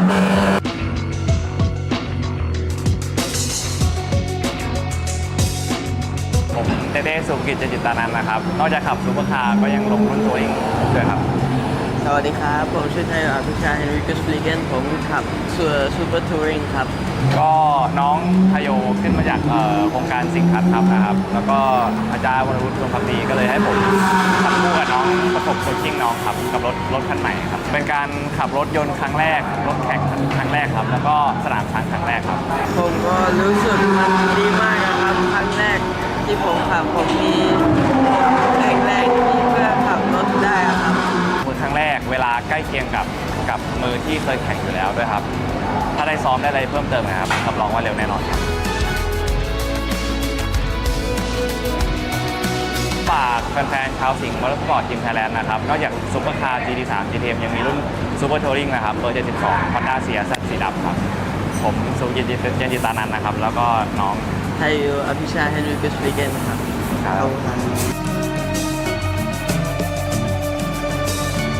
พวกเรานะครับขับในรถหมายเลข25ครับในรุ่นซูเปอร์ทัวริงครับผมในรายการ Thailand Super Series ครับปีนี้เราก็ได้เปลี่ยนเครื่องใหม่นะครับเป็นเครื่อง NR ก่อนหน้านี้ใช้เครื่อง NZ ก็อยู่ในขั้นตอนพัฒนาอยู่ก็ถือว่าใช้ได้ครับลองดูว่าจะเป็นยังไงครับก็ปีที่แล้วเน็กซี่ขับคนเดียวนะครับแล้วก็ปีนี้มีพี่ณดลมาช่วยขับด้วยก็เราทั้งคู่จะทำให้ดีที่สุดครับผมตอนนี้ก็อยู่ในช่วงอย่างที่พี่ดลบอกครับช่วงเปลี่ยนรหัสเครื่องครับก็อยู่ในช่วงวิจัยให้กับทางรถใช่พัฒนารถเซตติ้งแล้วก็ตัวเครื่องก็พัฒนาให้กับทาง Toyota Motor Asia ครับผมได้พัฒนากับเครื่องรหัสการตลาดตัวนี้นะครับก็หวังว่าพวกเราจะขึ้นโพเดียมให้ได้ครับผมก็ฝากแฟนๆเชียร์ด้วยนะครับ Super Touring หมายเลข25แล้วก็หมายเลข51นะครับใช้รถ Yaris Active ขับโดยน้องไอตันครับผม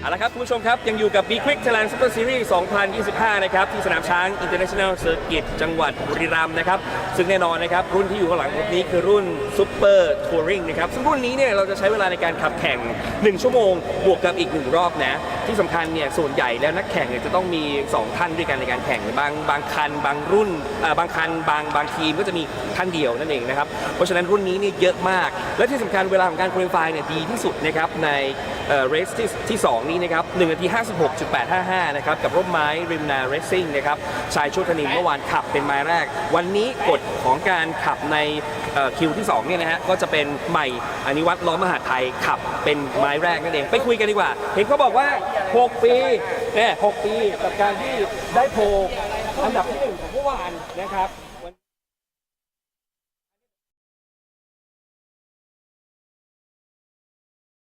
เป็นยังไงบ้าง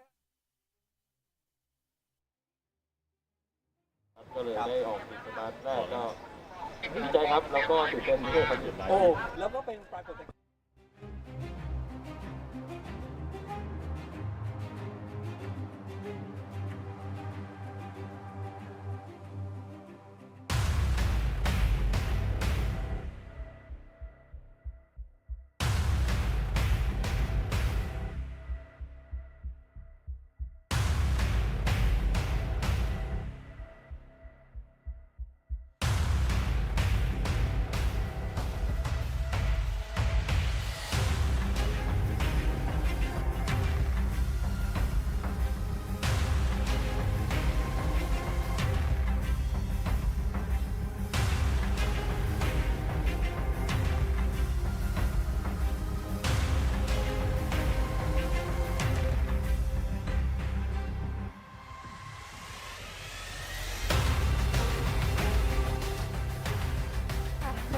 ก็ถือว่าวันนี้ควอลิฟายมาเป็นอันดับ2เตรียมความพร้อมยังไงบ้างครับแคทครับ ก็เมื่อวานมีข้อผิดพลาดนิดหน่อยค่ะ วันนี้เราก็มีปรับปรุงแก้ไขกัน แล้วก็เดี๋ยวมารอดูกันว่าวันนี้1 ชั่วโมงจะเป็นยังไงค่ะ ครับ โอ้โห อยากให้เชียร์เพื่อนร่วมทีมของเราด้วยครับ ค่ะ ก็ฝากเชียร์แคทกับเบบด้วยนะคะ2 คนเบอร์ 14 ค่ะ ครับ ค่ะ ครับผมก็ขอเป็นกำลังใจให้นะครับ กับ ค่ะ YK Motorsport นะครับ ขอบพระคุณครับมากันต่อนะฮะ เรายังมีเวลาเหลืออยู่นะครับ โอ้โห อันนี้นะครับ คันสีดำเลยหมายเลข 65 นะครับ กับชนันชิชานะครับ แล้วก็นามคเนศนะครับ วันนี้นามคเนศจะต้องแข่งก่อนขับก่อนเป็นคนแรกนะครับ สวัสดีครับ สวัสดีครับ สวัสดีครับ เราจะถือพัดลมนี้ไปตลอดการแข่งขันเลยไหมฮะ ได้ก็ดีครับ แต่คงไม่น่าจะได้มั้งฮะ เดี๋ยวมันจะต้องตีกันในรถ เป็นยังไงบ้างครับสำหรับวันนี้กับการคุริฟายและการเตรียมความพร้อมสนามที่2ละ ก็เมื่อวานผิดพลาดเล็กน้อยครับ ก็เดี๋ยววันนี้พยายามจะแก้ตัวครับ อะไรที่พลาดเมื่อวาน ออกจากพิษไปเร็วกว่า 5 วิครับ อ๋อ ก็เลยถูกปรับนิดนึง ใช่ครับ ครับผมสนามนี้กับสนามบางแสนเป็นยังไงบ้าง บางแสนยังไม่เคยขับเลยครับ ครับ ยังไม่เคยไปเลย เอาแน่นอน เดี๋ยวไปแล้วจะต้องมีความรู้สึกแบบว่าเป็นเรื่องที่ใหม่สำหรับการแข่ง ใช่ ถูกไหมฮะ เพราะมันเป็นสตรีทเซอร์กิตแต่เราก็ต้องมีความรู้สึกคาดคะเนไว้ก่อน ว่าถ้าเป็นสตรีทเซอร์กิตแบบเนี้ยการเตรียมความพร้อมมันก็จะแตกต่างจากการแข่งขันสนามเซอร์กิตปกติทั่วไป ใช่ครับ แน่นอนอยู่แล้วครับ ครับเอาละฮะ อยากให้ฝากถึงแฟนๆหน่อยครับ ก็ฝากเชียร์ทีม Introductory Motorsport by Six ด้วยนะครับ เบอร์ 65 ครับ Super Touring ครับ ครับ ขอบพระคุณครับ ก็ขอเป็นกำลังใจให้นะครับ กับนักแข่งทุกท่านนะครับ คุณผู้ชม 1 ชั่วโมงกับอีก 1 รอบเต็มๆนะครับสำหรับรุ่นของ Super Touring ใครจะเป็นแชมป์ในสนามนี้ติดตามกันให้ดีกับ B Quick Thailand Super Series 2025 ครับ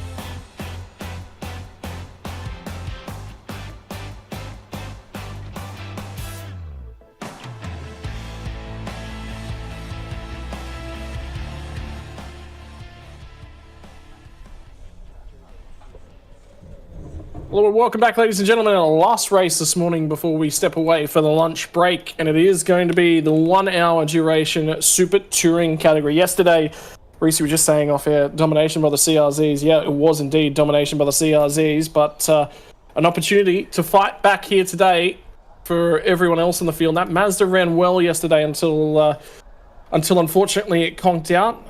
Kajonsak as well in the Ford Fiesta. He's been a fan favourite for a very, very long time. The Det Boy car. ran well as well. He finally looks set to make the finish. So again, we'll be in for an hour worth of racing duration here, and that comes with its own challenges. And the biggest one that we had yesterday was tyres falling to bits at the back end of the race. So hopefully they've learned, improved since yesterday. Yeah, here's hoping. Looking at dry conditions for this race to come. Of course, rain could be coming later this afternoon. I guess the drivers in this category will be hoping that none of that rain touches them, because they would like a lovely dry track all to themselves. Back to the number 36 here. The Toyota Vios, the only one in the field. Other Toyotas are Yaris's HB and Ativ as well. Nice variety of cars, but of course, if you want to be fast, apparently the Honda CR-Z is the car to have. They take up the first 8 spots on the grid, which we'll be going to very shortly.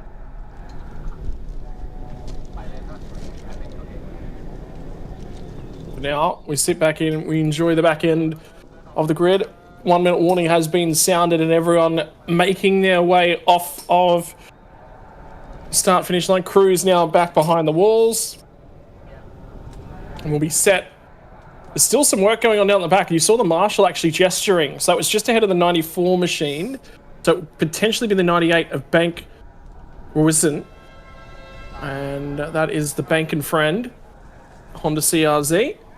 We assume there is the Mazda 2 that was participating in yesterday until... Look at the wing on that thing. Yeah. Does that not remind you of... yeah, I'm going to show the era that we all grew up in, but does that not remind you of the Need for Speed Underground days? Yes, certainly does. Oh my goodness, the track temperature. Wow, 41 degrees Celsius. That's pretty toasty. Air temperature, of course, is quite high as expected for this part of the world at this time of year. But considering we haven't seen all that much sun, it's been mostly cloudy today. It's quite interesting to see that track temp. Yeah, I do agree. Yeah, Need for Speed Underground juiced is reminding me of as well. Forgotten about juice. There you go. Yeah, underrated game. Well, turn our attention from the virtual world to the real world for the time being. Back to Chung International Circuit.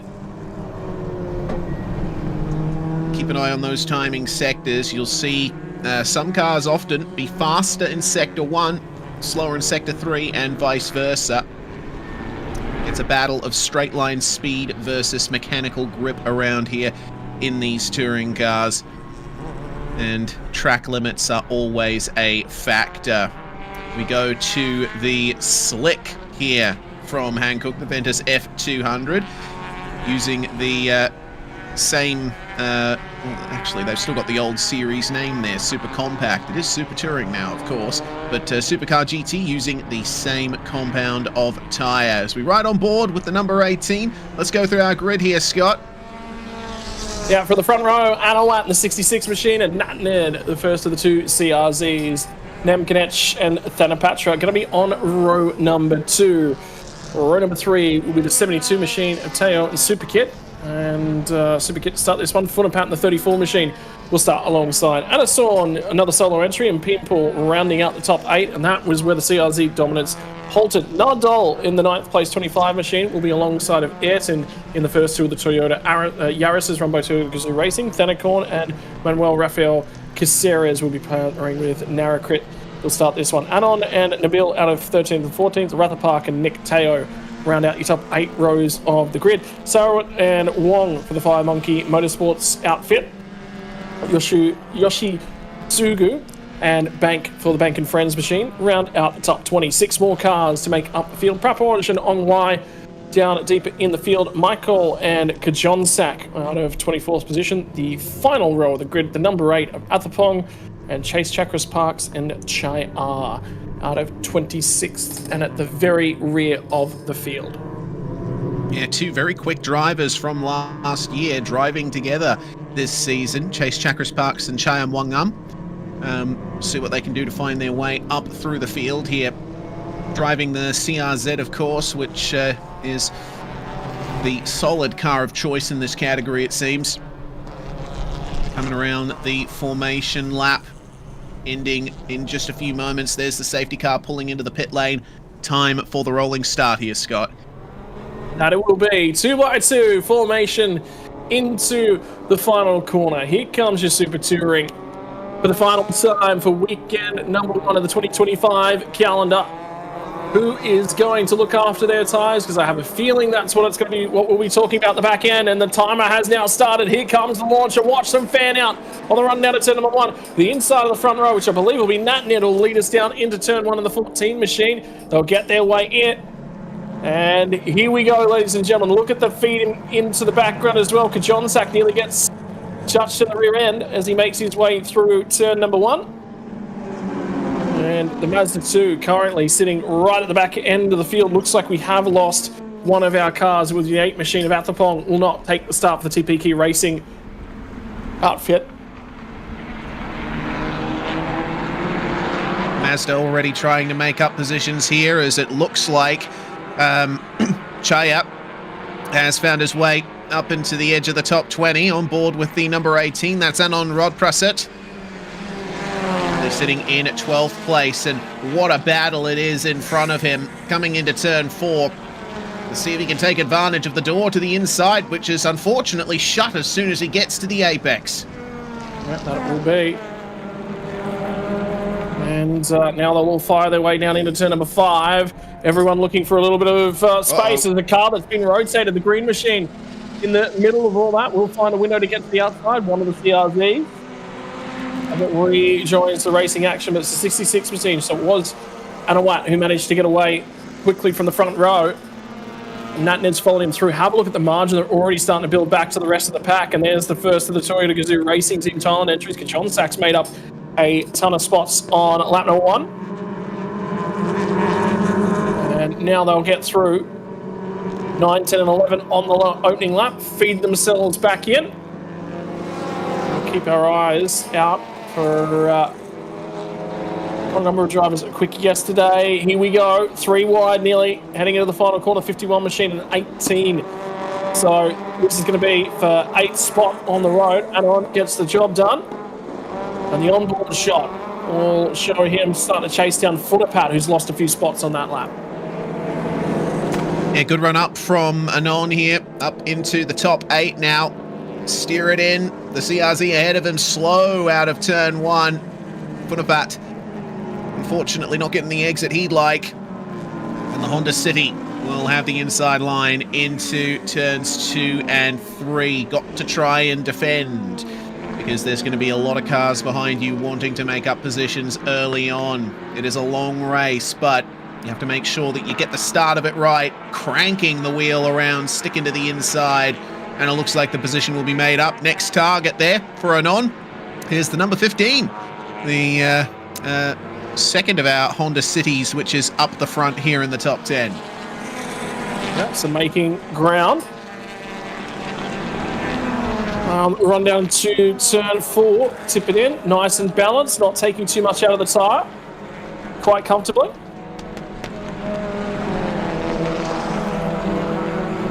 Now it'll look to be nice and balanced. Fastest lap on that first lap was by the 66 machine and race leader, New Purple, sector 1 and 2. So again, reminder, don't take too much out of those tyres.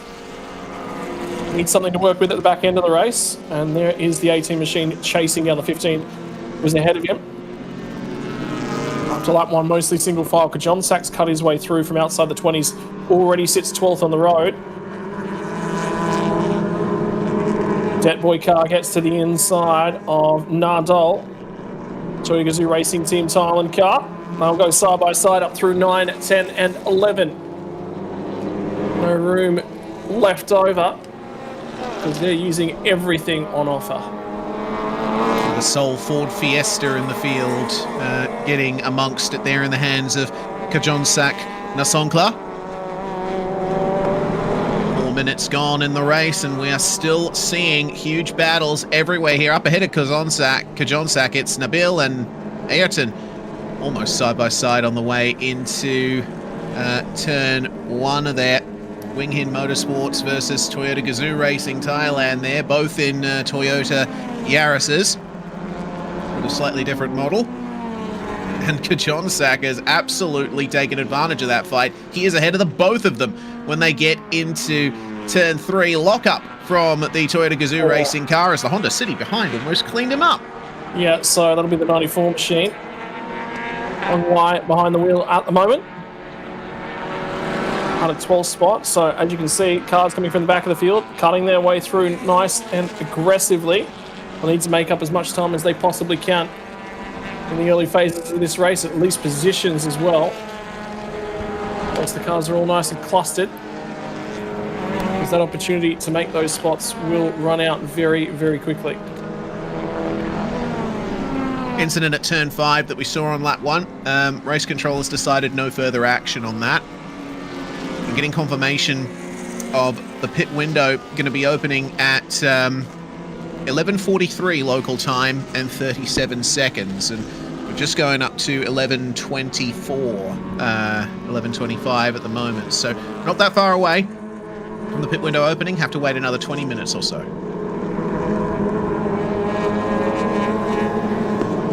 Reminder, 10-minute pit window, compulsory stops for every team, used as a way to balance the car and driver combinations as well. So, always important that if you get your 2 car combinations, and of course you get success time added to those pit stops as well. So again, it's just every little bit and piece that can be used to maintain evenness in the performance of all involved. Yeah, of always be course. leveraged. There's obviously most of the field here with 2 drivers to a car, but there's a few drivers out there who are soloing in this series, so that, it gives the 2 driver teams an opportunity to stay competitive with them, with the extra time being added to the pit stop of the single driver cars. Check back in with the number 18. Anon has found his way up to P6. He's on an absolute charge right now, and we'll see if he can break into that top 5. But it looks to me like the top 5 is solidly faster by about 0.6 of a second at least. So potentially we're going to be seeing this fight from 6th on back continue forward for a while.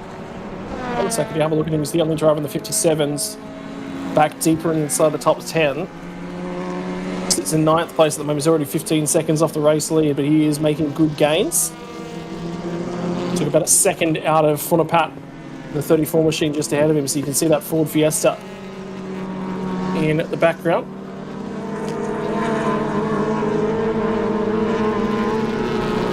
Great times from Kajonsak.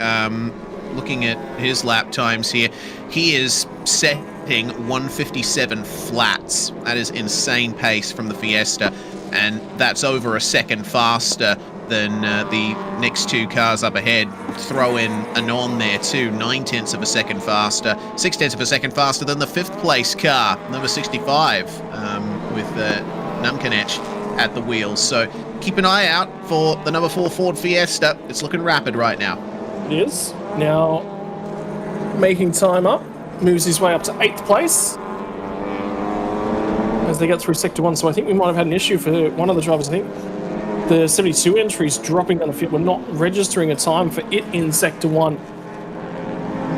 Well, that's it on screen right there. Transponder problem.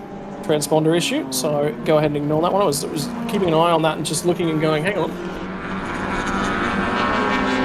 Always good when the cameras confirm what the timing screen does not. And already our first warning for track limits coming our way from the 94 machine, which is on wide out of 13th spot at the moment.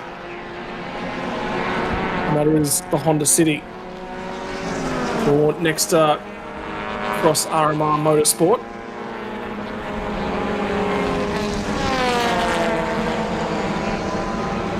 Here on the 72, who's it looks like filtered back through into 4th place on the timing. Super Kit at the wheel, driving with Teo for this season. battle further on back. Car number 92. This is the fight for P12. Chase Chakras Parks and Chayam Wangam in the 92 for the time being.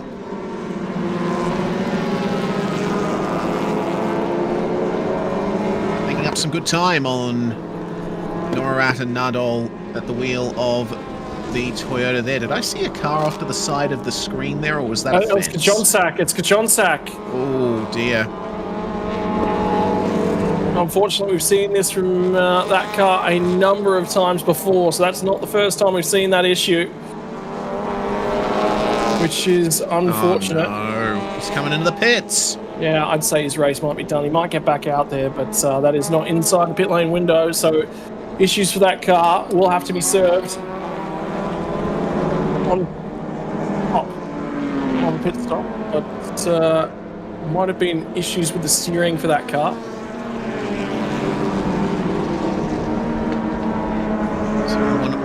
One of the wheels was pointing outside of the bodywork, which is apparent. That's what we're being told. Not ideal for navigating an automobile around a racing circuit. Such a shame, because Fiesta looked so fast here in these early stages. And I think if Kajonsak had kept that pace up, he'd be challenging for the lead by the halfway mark. Obviously, not taking into account tyre degradation and the like.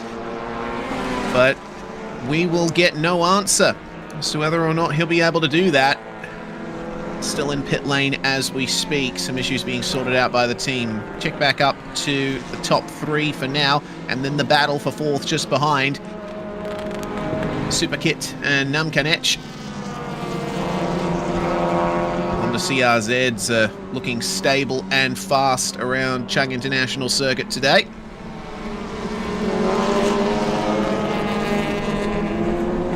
A solid lead for Anawat here in the number 66. Lap times looking competitive as always. Best lap so far for the leader is a 156.3, and that is the fastest lap of the race so far. Still setting low 157s, but looks like a bit of time taken out by Thanapatra on the previous lap. Yeah, bringing those tyres in just a little bit more gently. Put them in a reasonable spot.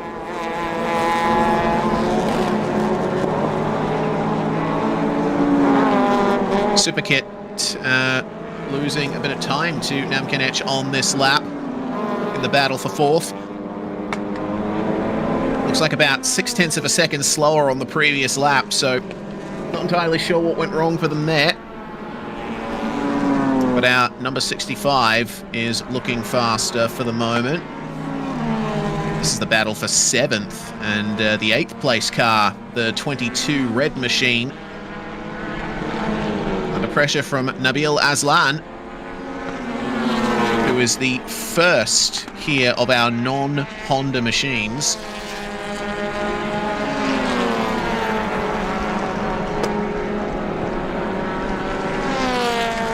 Incident under investigation from race control. Incidents at turn 8 and turn 11. I'm wondering if Kajonsak might have had something to do with that. Yeah, he hasn't resurfaced either. He's now been in the pit lane for 3.5 minutes, which has got him more than 2 laps down. 38 machines starting to close in Nabil Aslan.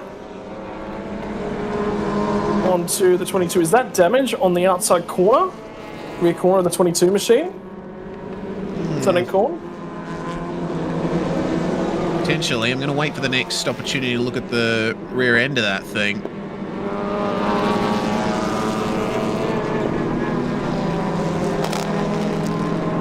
Looking as pacey as it always has, but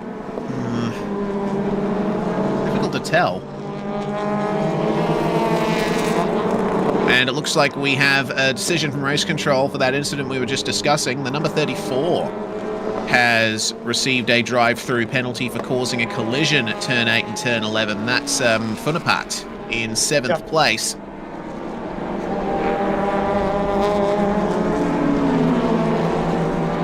Well, that'll at least start to explain some of the issues that have gone on, but that still leaves us with, I think that creates more questions than it answers, really. Yeah, yeah.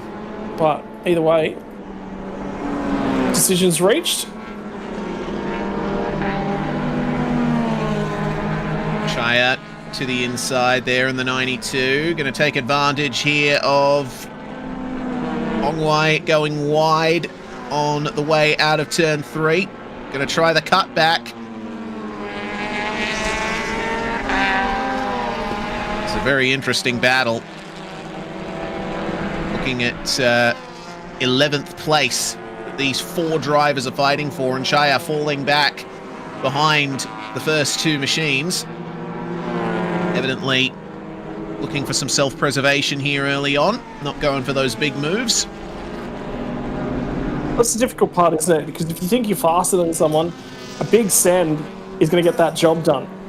But you might hurt the tyre in the process. But if you can get 5 or 10 seconds down the road and then just start to preserve the tyre, that's ultimately going to be a better overall game. But the problem is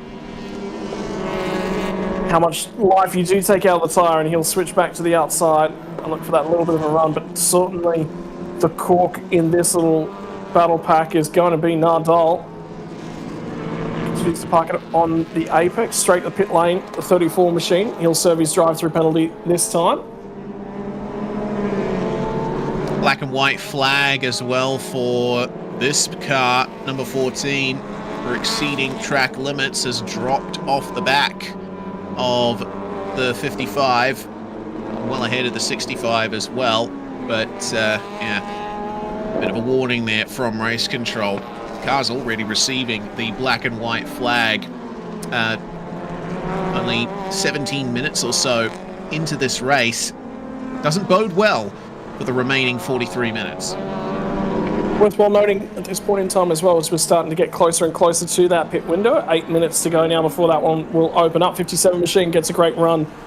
Honda CRZ to the outside of the Toyota. There's smoke up ahead of them. That might have been a lock-up for the next car on the road. Not quite able to get the job done at turn 3. A good drive out for the other side for the 57 machine. And Ping Pong looking to try and take advantage. Solo driver entry. It's the 57 machine. Remember, they were rotated on lap 1. That was the car that was facing in the wrong direction. And here at turn 5. Anything further from that one either. Is that a touch of damage to the right front corner? The 25 machine. And that was a shot of a car sideways somewhere. Oh. And there's more confirmation that that's the 14 machine. No, that's not one of the 14 machines. It is one of the other Nexter cars, but it's also number 7 car deeper in the field with the Mazda 2. They're down 17th and 18th, and that's the 56 machine is the Mazda.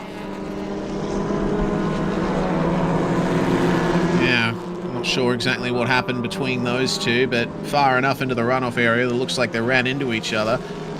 Race control has handed out 3 more black and white flags for the 25, the 51, and the 98. So cars that were battling for 9th, Ayrton and Nadal, both of those machines, plus the 98 of Bank Rowasin, who's running down in 19th place.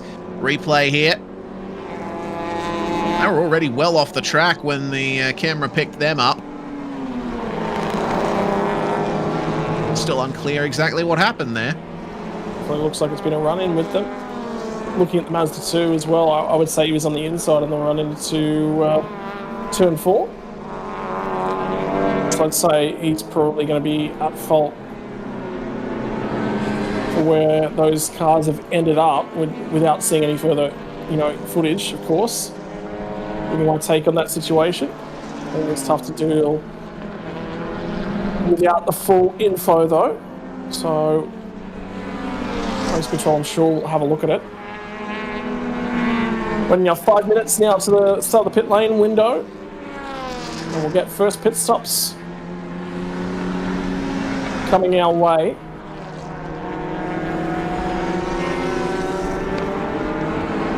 Bank and friend car of Bank Rowasin now under pressure from the 31.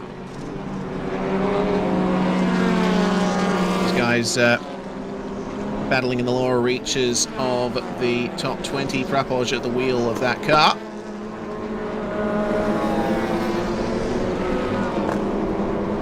The 16 machine.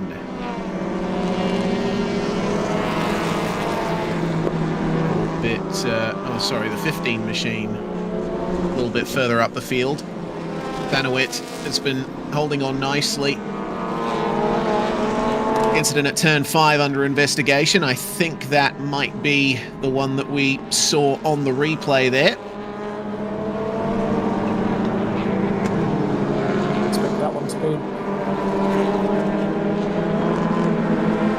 continuing to be looked at, so we'll just wait for a confirmation on what's going on there.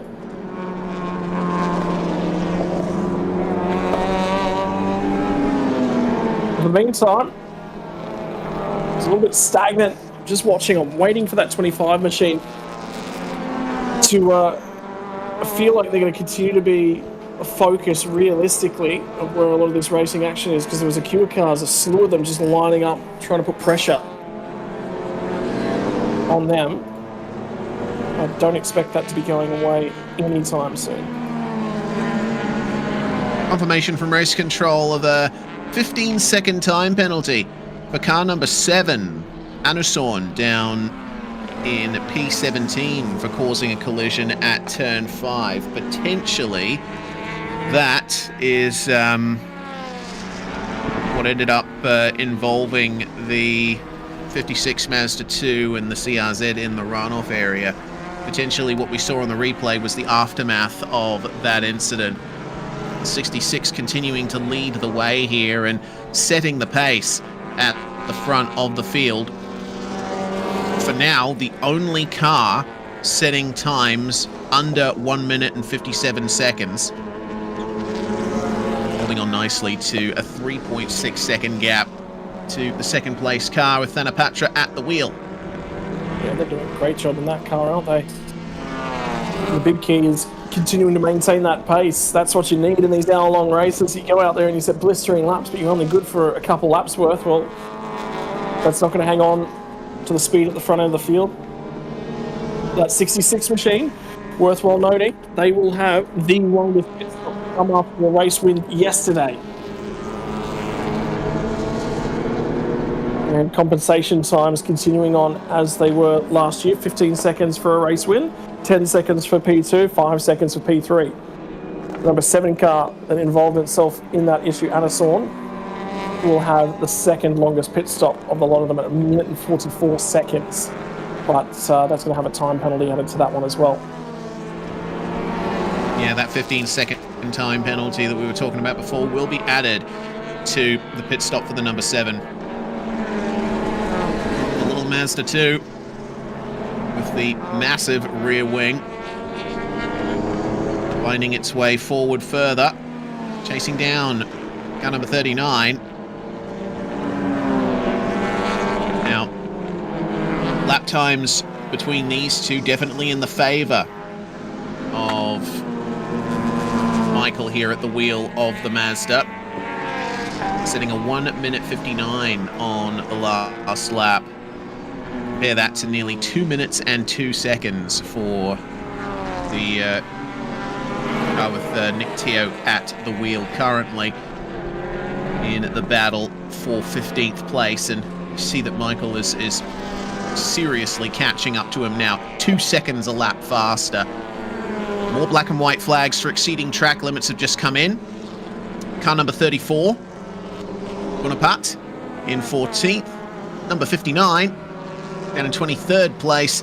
And the number 66, the leader of the race. That's important. Keep an eye on for that one. And the 57 machine, after its issues earlier on, finds an escape road and will not be finishing this race. Pulls off to the side. Don't often get to see the access roads on the interior of a racetrack. Getting an opportunity to see them there. Yeah. Didn't see any damage out of that shot. So that's a curious one. No smoke coming out of anywhere. Very odd issue there for Pinpole. I've got to wonder what exactly went wrong on the car. maybe it's a steering suspension issue. I mean, you know, when you're sitting in a car driving at full speed around a circuit, you're massively in tune to everything that's going on with the car. If something doesn't feel right, usually is a sign that something indeed is not right. So people electing that some extra mileage on the car, not the best course of action.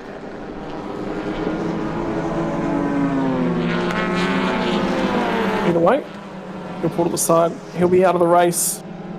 Unfortunately, pit window now does start to open. Who is going to be the first car to dive into the lane and take their compulsory pit stops? Now, with the other categories, it was the bronze-rated drivers. When we look at the Super Series and the GT cars, it was the lower-rated drivers that were starting the races on your Saturday race one of the weekend. We believe that to be the case here for Super Touring as well. Which means that effectively this would have been the faster drivers starting races today. So you should expect drivers to be running a little bit longer, more than likely.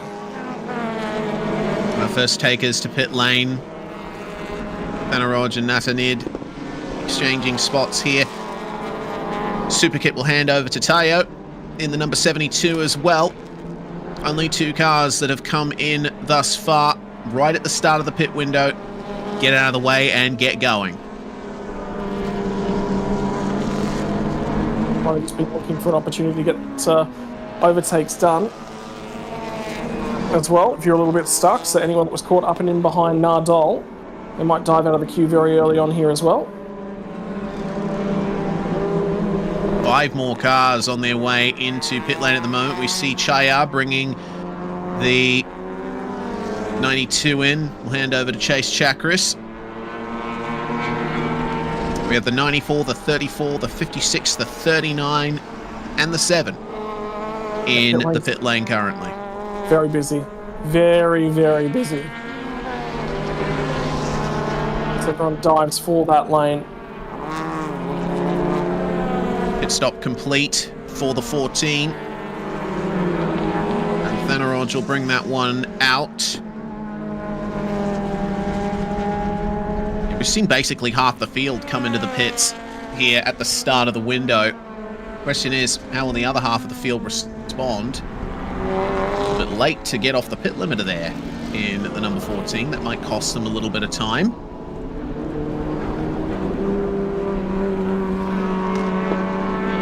Looking relatively a-okay. And some air being piped into the brake ducts. The brakes here for the 59 machine on pit lane at the moment. It'll be Yoshitsugu handing over to Kutapas deeper in the field. Now the fun part starts as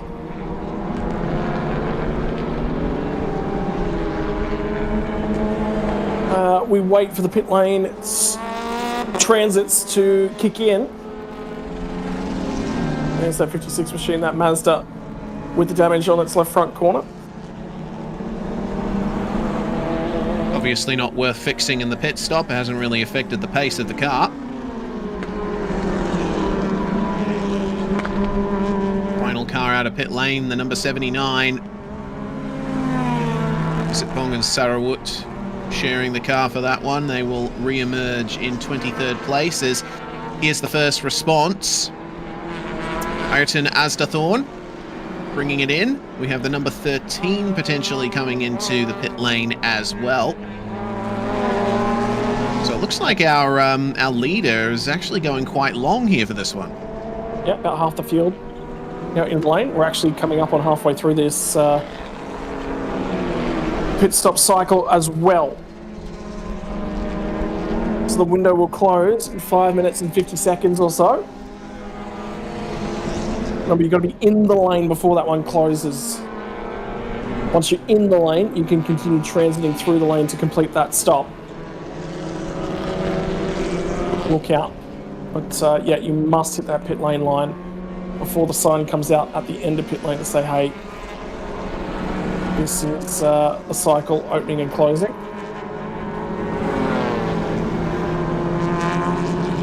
Battles re-emerge out on track. Car 22 and car 38 battling for what is effectively 5th spot.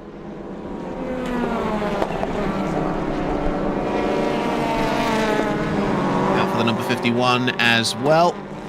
Astor Thorne completing his extended pit stop time. And into the lane, looks like it's coming. The cars that we just saw battling out on screen. 22 in the lane, 38 in the lane as well. So it looks like that's just going to leave our current top 3 yet to make a visit to pit lane. I think we're still waiting on the 25 machine and a few others. Yes, we are. So but we're up to more like 2/3 of the field now into the lane. A little bit of air being drained out of the tyres as they come up to temperature and pressure. You can take some pressure out. The big key is you don't let them below minimum tyre pressure. There's some damage on that car as well. You just saw.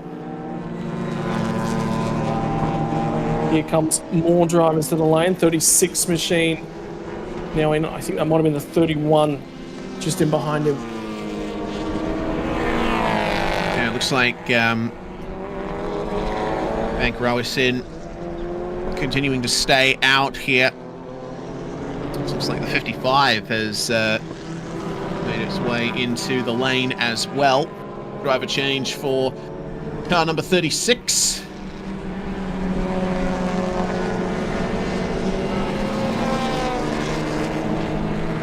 Aggressive entry into the box there for the 55 CRZ, second place, and battling with the 65 for the last 2 spots on the podium.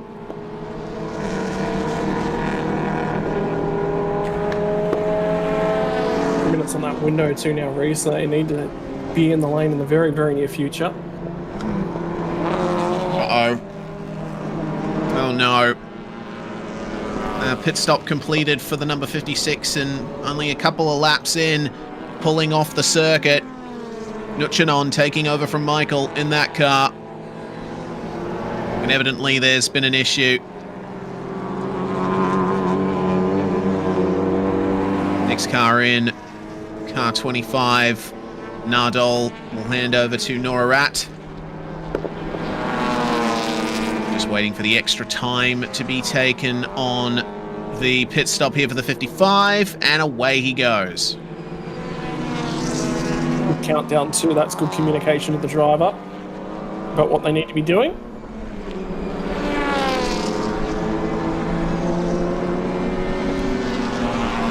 Means that the driver's fully aware of when they're going to be pulling away. 15 machine now into the pit lane for their final stop. Taking a look, it's literally just our race leader, the last one to come to pit lane. So we're just waiting on Anna Watt. And some repairs being done to the 25 machine. They were in a thick battle, weren't they? Yeah, a couple of biffs to the front bumper there. Just putting some extra tape on to make sure that the bumper sticks to the car. Francorchamps finally coming into the pit lane as well. He's one of the drivers who is going to need a little bit longer on the pit stop time to satisfy the regulations. That's water being handed to him there too as well, Reese. Service being done to the driver as well as the car. Most important. Race leader, this one, now in the lane. Right, everyone's got their stops done. So we don't even need to worry about this pit window closing. It's already been handled effectively with 1 minute and 10 seconds on the clock. We run down to now the back half of the race. Super Touring. Change your branding for this category. Few new drivers, few new teams in amongst things. And driver out of the car for the 66 next to RMR Motorsports machine. a good job there from what they're in the lead of the race so far, wishing his co-driver all the best as they get ready to leave the lane. Number 14 out there now in third place. Still trying to chase down the number 55. This is the point now where we got to sort of reset ourselves here, Scott, because we have new drivers in the majority of the cars around the circuit. Pit window finally closes.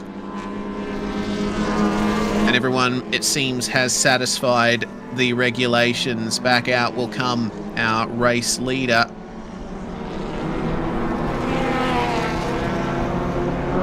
As usual, Reese have satisfied the regulations for getting into the pit lane in time.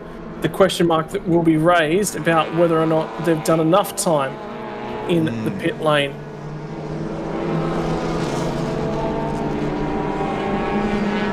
Yeah, so keep an eye out for potential race control messages. See if anyone is not satisfied those minimum times. I'm seeing a 1 minute 28 second pit stop for the 79 machine. 1 minute 29 for the Gazoo Racing Team Thailand entries, which was actually the 25 machine. And that concerns me a fraction.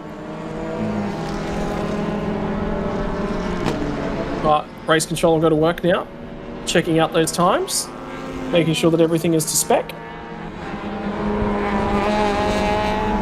But we have confirmation and the updates about what our race looks like post pit stop. The 55 machine was quick yesterday, and tyre failures, unfortunately, for the M&M Racing team in their new colours was what cost them a result at the end.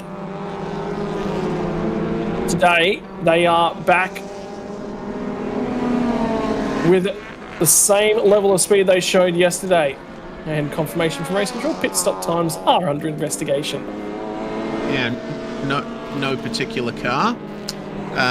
But we do see that there is one car that was under 1 minute 30 in the pits, and that was so the number 25 is likely to be one of the cars under investigation there. Quicker by a second than they should have been, and 1 minute 28 seconds for the number 79 machine. So potentially we can expect penalties to come in for those cars. Yeah. Okay, we're hearing that the 79 is okay, but the 25 is not. So Nardole handed over to Norat, and unfortunately the car was released a bit too early there. Yep. That's going to be frustrating. But that's why you do your homework, that's why you do your planning, and that's why you do your preparations. Have missed it fractionally. Such a painful penalty that's come in as well for the 25. A 1 second stop and go.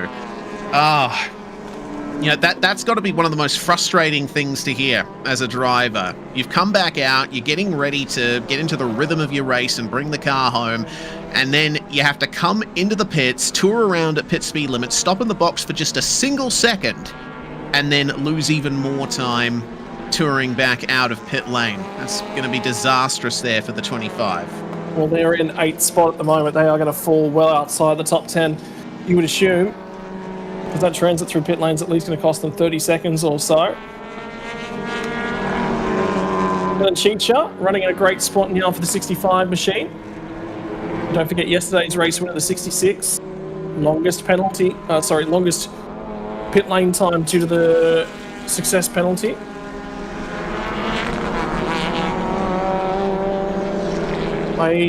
Back into 3rd spot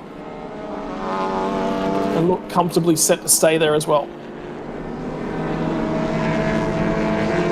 Quite comfortable indeed. And I understand why the 66 left it so late to come into the pits. They were the last car, actually, or one of the last cars to take the compulsory stop in the window. I'm going to try and stay out there at max speed as long as you can and sort of minimize the pain that you'd have to take in the pits. Well, now They are a mere 2 seconds behind the second place car from what I can see. So a lot of potential for a battle to the end there. Back to the number 18 then. 5th place, Anon Rodprasset, soloing this race. Has got Verovic now chasing him down. And pretty close on lap time, so I think this is going to require some heroic driving from the 22 to catch up. Yep, Nora right into the pit lane to serve that stop and go penalty as well. Rear bumper looks to be missing a few bits and pieces on that machine we're looking at the moment. And got the repair works done to the front end of the 15 machine as well. Solid job. They've done just enough there to keep that front bumper attached, though you can still see it is sagging a bit on the right-hand side, so not the best that car could be, but at the very least they're still out there, still lapping consistently. And they could stand a chance of gaining another position if they can somehow make up the 13 seconds that they have to make up to Bank Rawasin ahead.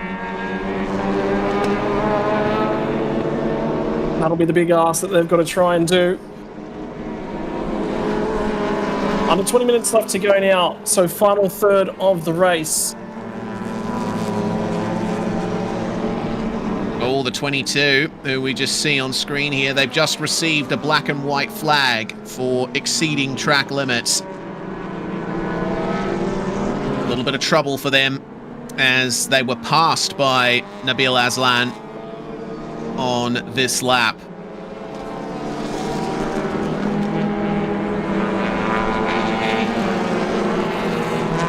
Really look like they're catching him, it's just a fraction straight line. I do wonder whether or not that might be the 38 machine we saw last year that's just been sold on to Nabil Aslan. Because I remember that was Mohamed Nakib, I think, driving that car last year. It was. Same team, new driver. That's what we're hearing, is side by side between the 51 and the 92. Plenty of last year's drivers moving up to higher categories, and so there's been a few changes within this category, and 38 is one of the cars that's been affected by that. But here's Chase Chakras now in the 92, getting the move done on the 51 machine of Ertan Azdathorn. A little bit of a lock up into turn 3 will give the Toyota a little bit of a better run out of the corner. But it's proving pretty difficult to pass here in the final sector, so even if you are faster, maybe it's best just to wait until the back straight on the next lap.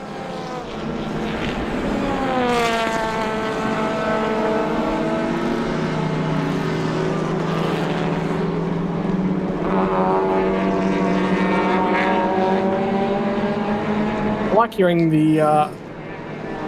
Actually, these two are going to go side by side at the moment, so the 92 and the 51 continuing this little battle. Good run out of the corner from the Toyota. It's defended nicely by the Honda. And Shire will get the job done. Sorry, no, apologies. That'll be Chase Chakras Parks now behind the wheel. And Ertan Azdathorn partaking in Formula 4 racing duties this weekend as well.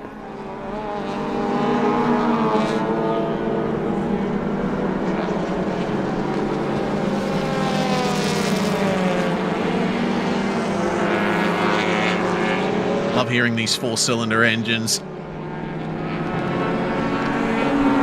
Front-wheel drive touring car racing is one of my favorite categories.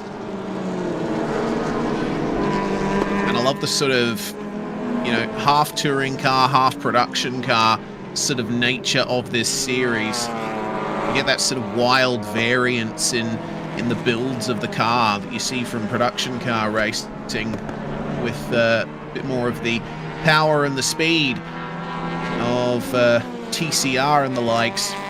Very nice balance here in this category, and it's why it's one of my favorites here from the Thai Super Series. Number 92, meanwhile, Chase Chakras Parks at the wheel has received a black and white flag for exceeding track limits. Race control got their eye on you, Chase. Yep, keeping an eye on things. Bit of a chat going on as well out in YouTube land, Reese, as well. I wanted to get your thoughts on it because we're just sort of in this weird era of GT racing in the world. I mean, I don't know what you think of the Porsche Cayman in the GT4 categories, but that's been out for a very, very long time.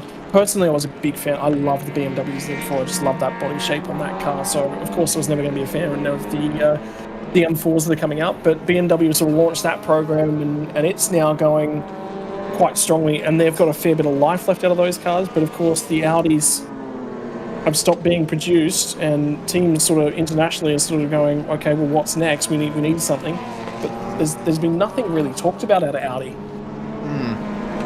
I remember we were talking about this on Friday as well. Yeah, so, it's... Where do you see... Because, I mean, obviously the Honda NSX, I mean, it's an older car now as well. Really an older generation. They're onto the Evo 2 spec.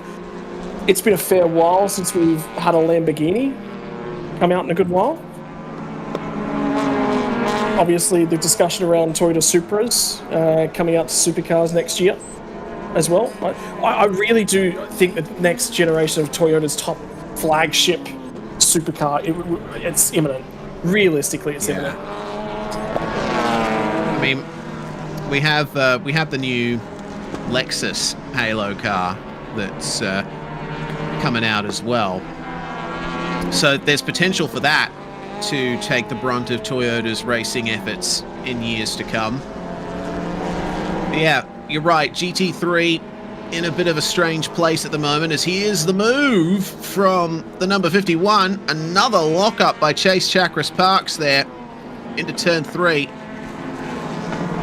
And Ayrton Asdathorn will finally get back past him here. These two have not left each other alone the entirety of this second stint. Now battling for the last 2 positions in the top 10, so some good points on offer here. Chase round the outside of turn 4. He's going to understeer off. And that's going to be move done for the 51 once more. But back to our discussion, yeah. I'll just echo what I said on Friday. You know, I think that all of these brands involved in GT racing, they have a history. They have something to build on for the future. Obviously, it's going to be largely decided in the boardrooms, isn't it? You know, Audi and Porsche both under the umbrella of the Volkswagen Group. And it's nice to have both of their big brands competing there in GT racing. You can throw Lamborghini in there as well. They're under the Volkswagen umbrella. Well, I was just thinking, do you remember the Genesis that was it Jack Brabham? Who was it that tested? It was Jackie. Was it Jackie X? It was Jackie X that tested at the Bathurst 12 Hour. He just did a couple laps in it. But Genesis is what, Hyundai's? Yes. Luxury line. Yeah, it is. There's every opportunity that we see Genesis come out because I reckon we're going to see a few holes. Audi's going nowhere. Of that, you can be confident. Lamborghini will be going nowhere, but we just need something to fill that void.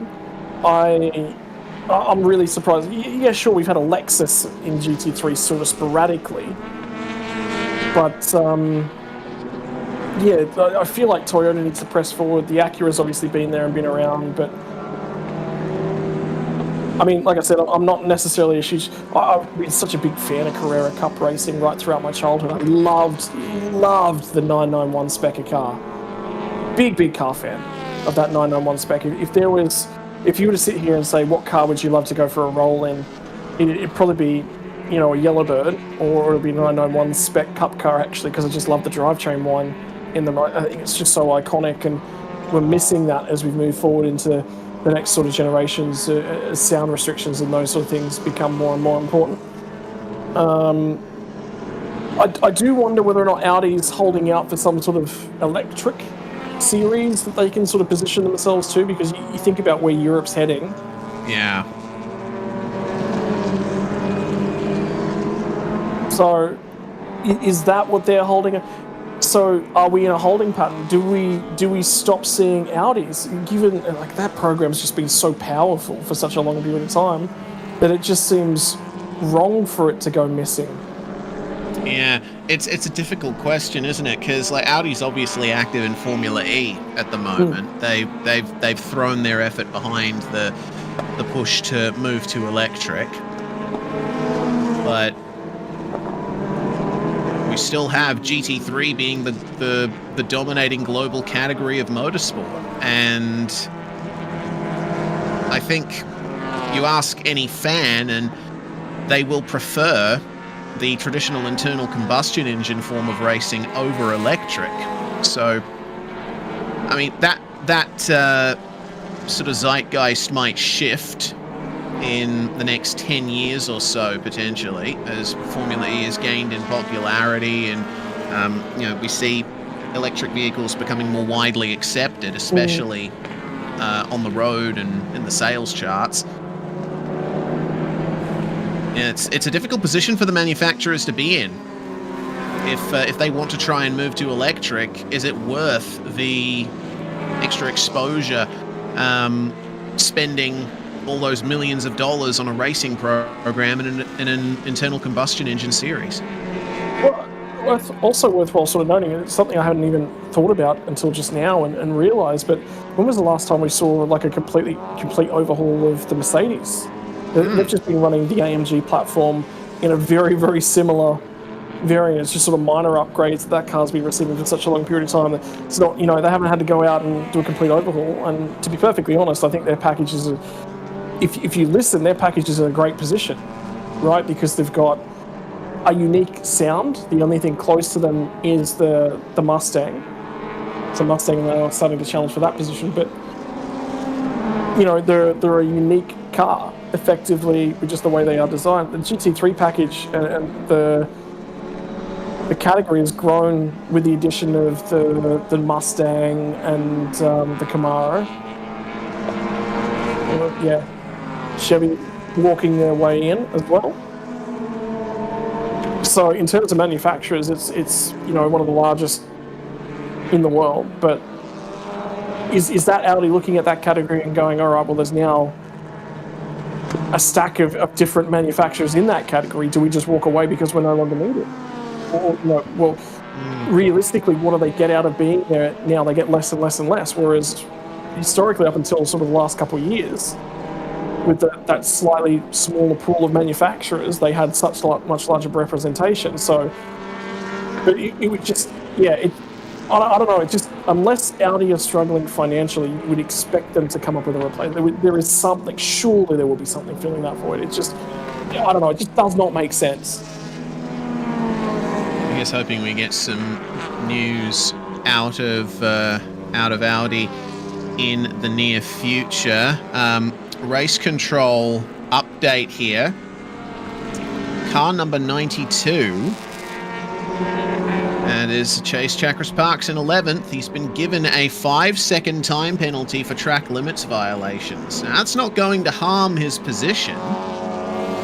He's got 14 seconds back to the next car, but still, might have to tidy things up there. If I remember, wasn't Chase Chakras Parks one of the drivers who received the most black and white flags for track limits infringements last year? Yeah, certainly up there. I recall seeing his name up there on the ticker quite a bit.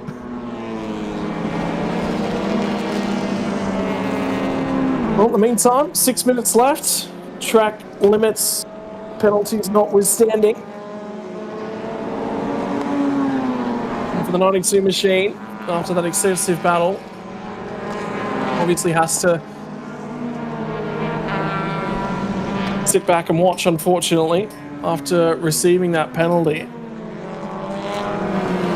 Not really much more he can do, because even if he does press up and get that spot back, we still have the 65 machine of Chenenchicha. Unfortunately, these guys are about 21 seconds back off their next competition. But they're only a couple seconds ahead of Anon Rodpresser. but running very similar lap time, so that battle's not going to eventuate and show up in our screens. So the next major battle is the 79 and the 13 machine, which, although Manuel Rafael Caceres was about 5 seconds slower on the most recent lap, so I feel like he's just recently lost that position to Visit Pong. Sorry, no, my apologies. It was Narakrit. Should be, I believe, in that car at the moment. It's just lost the position to Visit Pong. Yeah, indeed. Losing 14th place there. Well, our leader, Chanok Nun, car number 55, the P1 Automotive Liquimoli Honda CRZ.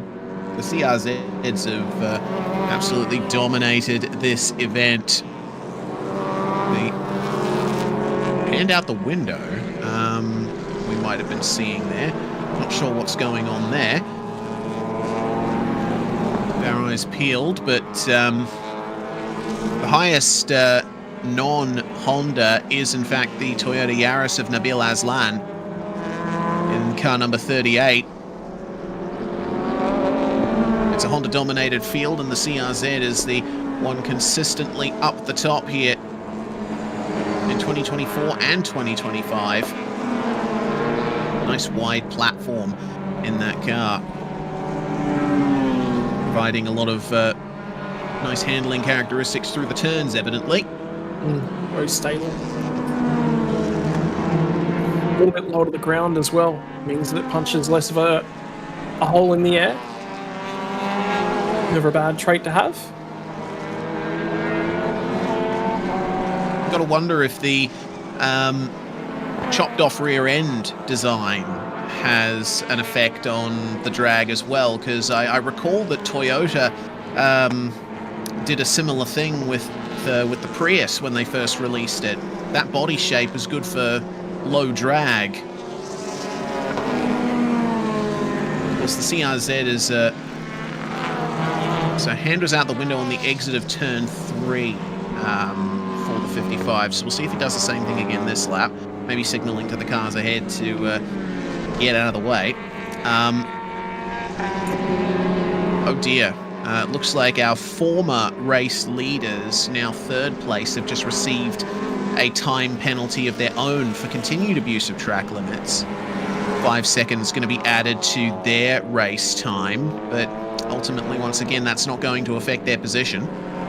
They have 20 seconds back to the next car.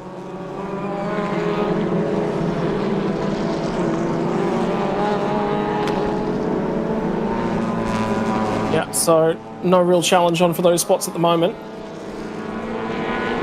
I just feel like this race is now just everyone's just looking to try and bring it home at this point in time.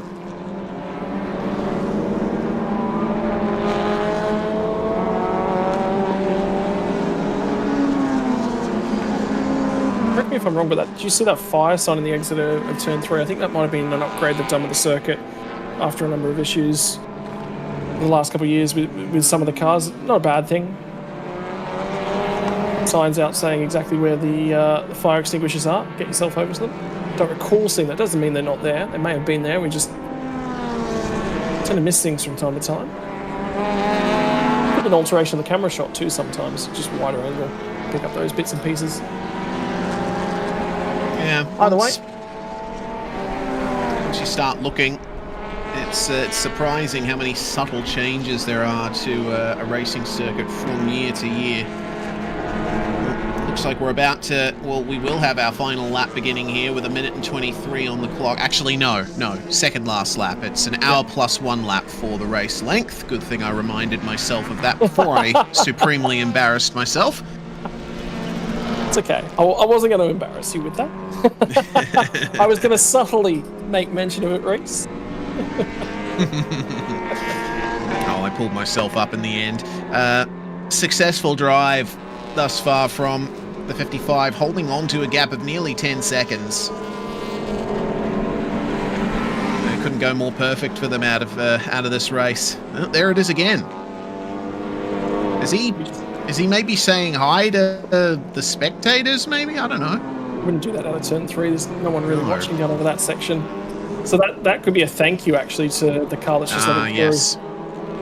More likely. It'd have to be. Don't know what else you would be signaling that section of the circuit.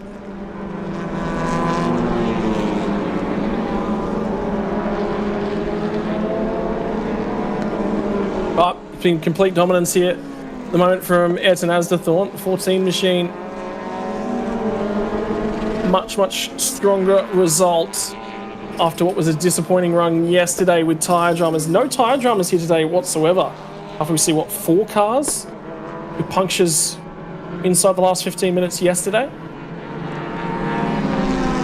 I think that might have been some of the communication back and forth with the drivers, as well as just look after the tyre. You've got a comfortable margin, particularly for this car in front at the moment. So Channicknan down to the final corner. He'll be told he has 1 more lap left to run. And with a 10-second margin, it is going to be nigh on a 10-second margin. It's going to be pretty much domination for him.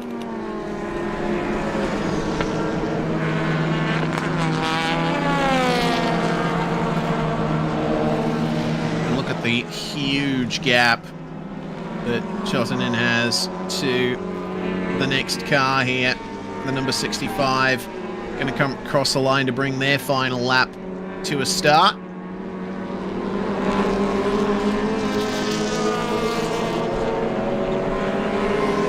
There's the 66 that also holds on to enough of a gap over the next car that track limits penalty that they have hanging there over their head is not ultimately going to affect their finishing position.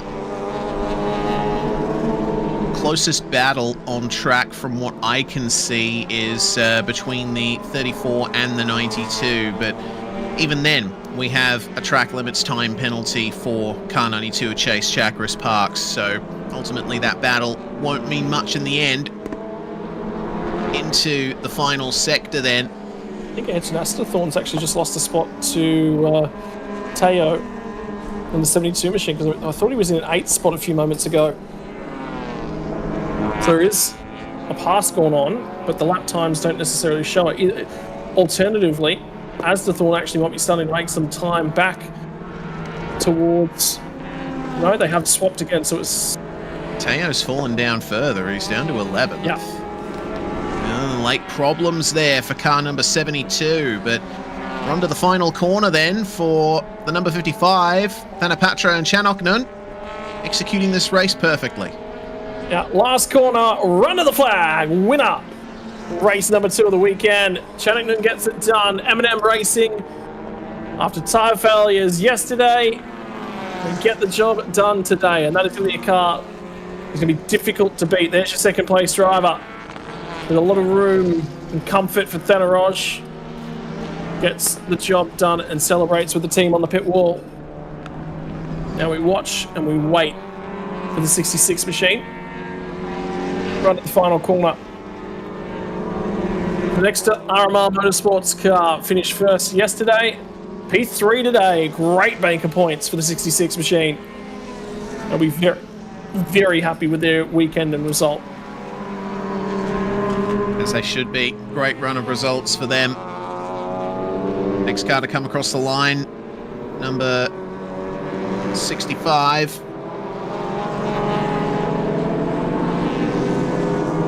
That's going to be a solid 4th place for Chananchicha and Namkanech. And on Rod Preset finishing in P5. Nabil Aslan there in the Toyota Yaris getting P6. He showed some great pace today. Yeah, great job done. As the results start to come in, a couple more cars to cross the start-finish line. But 1 hour worth of racing for your Super Touring cars. Race win goes the way of Thanapatra and Channicknan, Natnan and Thanaroj home in P2, Anawat and Cheltenham home in P3.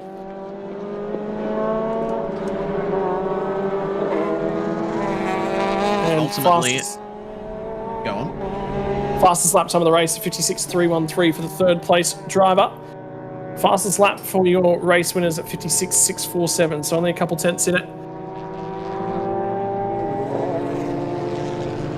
Yeah, great lap time there from Anawat and Chotanen. It was pretty hotly contested though for that fastest lap. We had a 56.6 from our ultimate race winners being their fastest time. And a few other drivers getting close to the 156 second bracket. Into the pits they come. Victory lane awaits. And I'm sure we'll be hearing from Goody in very short order here. Yeah, sure.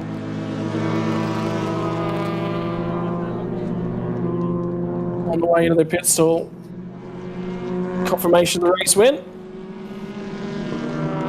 So watch everyone feedback in the background, and it'll be time for the lunch break in just a few moments as well.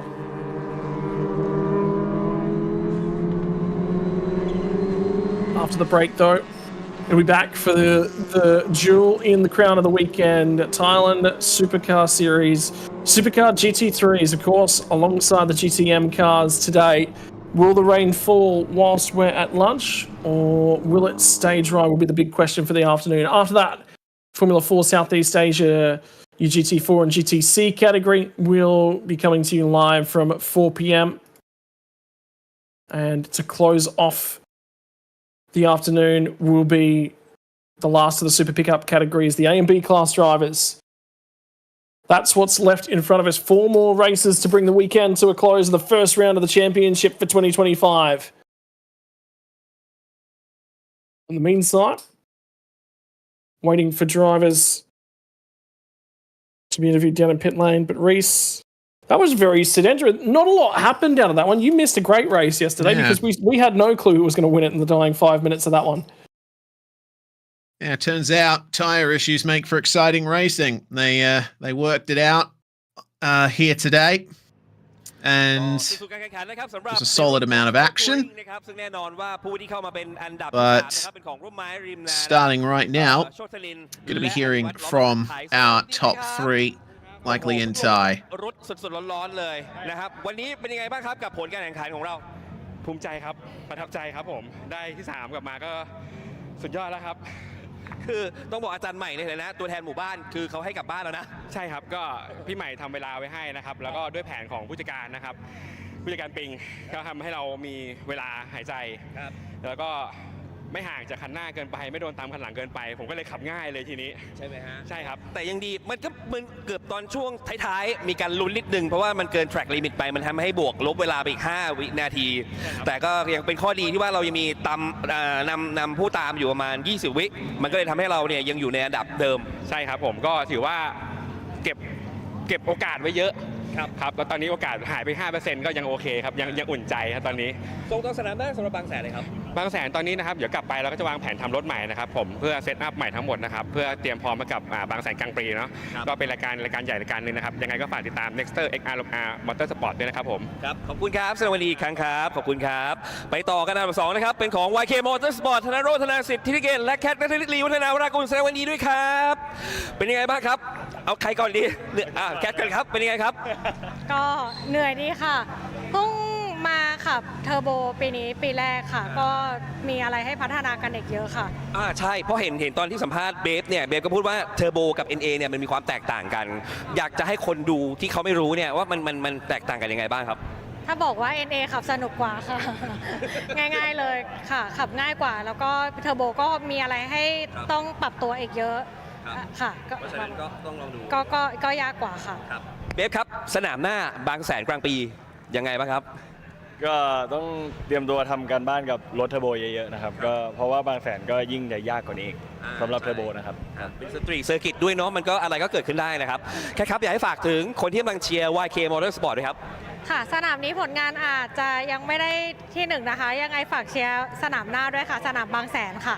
ทีม YK Motorsport ค่ะเบฟครับครับก็ฝากเชียร์พวกเราทีม YK Motorsport ด้วยนะครับขอบคุณครับแสดงความยินดีอีกครั้งนะครับกับ YK Motorsport นะครับอันดับ2และอันดับ1นะครับเป็นของ M&M นะครับชนกนันท์ณธามานพและโอมฮันไลน์ธนภัทรสุทธิสว่างแสดงความยินดีด้วยครับเหนื่อยยัง เคแล้วครับ ครับ เป็นยังไงบ้างครับอาร์ม ก็ดีครับ รู้สึกดีใจครับ ก็เป็นไปตามเป้าหมายที่พวกเราตั้งใจครับ ครับผมพูดถึงการแข่งขันโอมก็เป็นไม้แรกเนาะเป็นยังไงบ้างฮะสำหรับโอมมาพูดถึงโอมก่อน ก็โอมก็ทำตามแผนทุกอย่างครับ ครับ เราไว้ใจกันแล้วโอมก็ทำได้อย่างที่เราต้องการ ครับโอมเป็นยังไงบ้างฮะ ก็ดีครับ รู้สึกดีครับ ดีใจอยู่ครับ ก็ถือว่าวันนี้ประสบความสำเร็จก้าวมาอยู่ในโพสิชันที่ 1 เลยนะครับก็ถือว่าเป็นนิมิตหมายที่ดีสำหรับการเข้ามาในเรสที่ 2 แล้วแห่งนี้ส่งต่อสนามหน้าเราจะไปกันที่บางแสนจังหวัดชลบุรีครับ ก็ฝากเชียร์พวกเราทีม M&M นะครับ Racing Team by Nexter and Liquid Moly แล้วก็ P1 Automotive ครับ ที่บางแสนครับ กำลังจะบอกคุณผู้ชมว่าอาร์มจับไมค์ผมเนี่ยมือนี่สั่นเลยนะฮะคือแบบเพิ่งออกมาจากรถนี่แบบร้อนๆเลยโอมครับ ก็ฝากเชียร์พวกเรา2คนด้วยนะครับ เบอร์ 55 ครับ รถคันสีน้ำเงินครับ ขอบคุณครับแสดงความยินดีอีกครั้งนะครับแน่นอนนะครับคุณผู้ชมกับรุ่นนี้จบลงไปแล้วนะครับแต่ยังมีความมันนะครับในรุ่นใหญ่ที่ทุกคนรอคอยติดตามกันให้ดีนะครับหลังจากที่ชมกับไฮไลท์แล้วเดี๋ยวมีกิจกรรม Hot Lap และ Pit Walk ติดตามกันให้ดีในช่วงหน้าครับ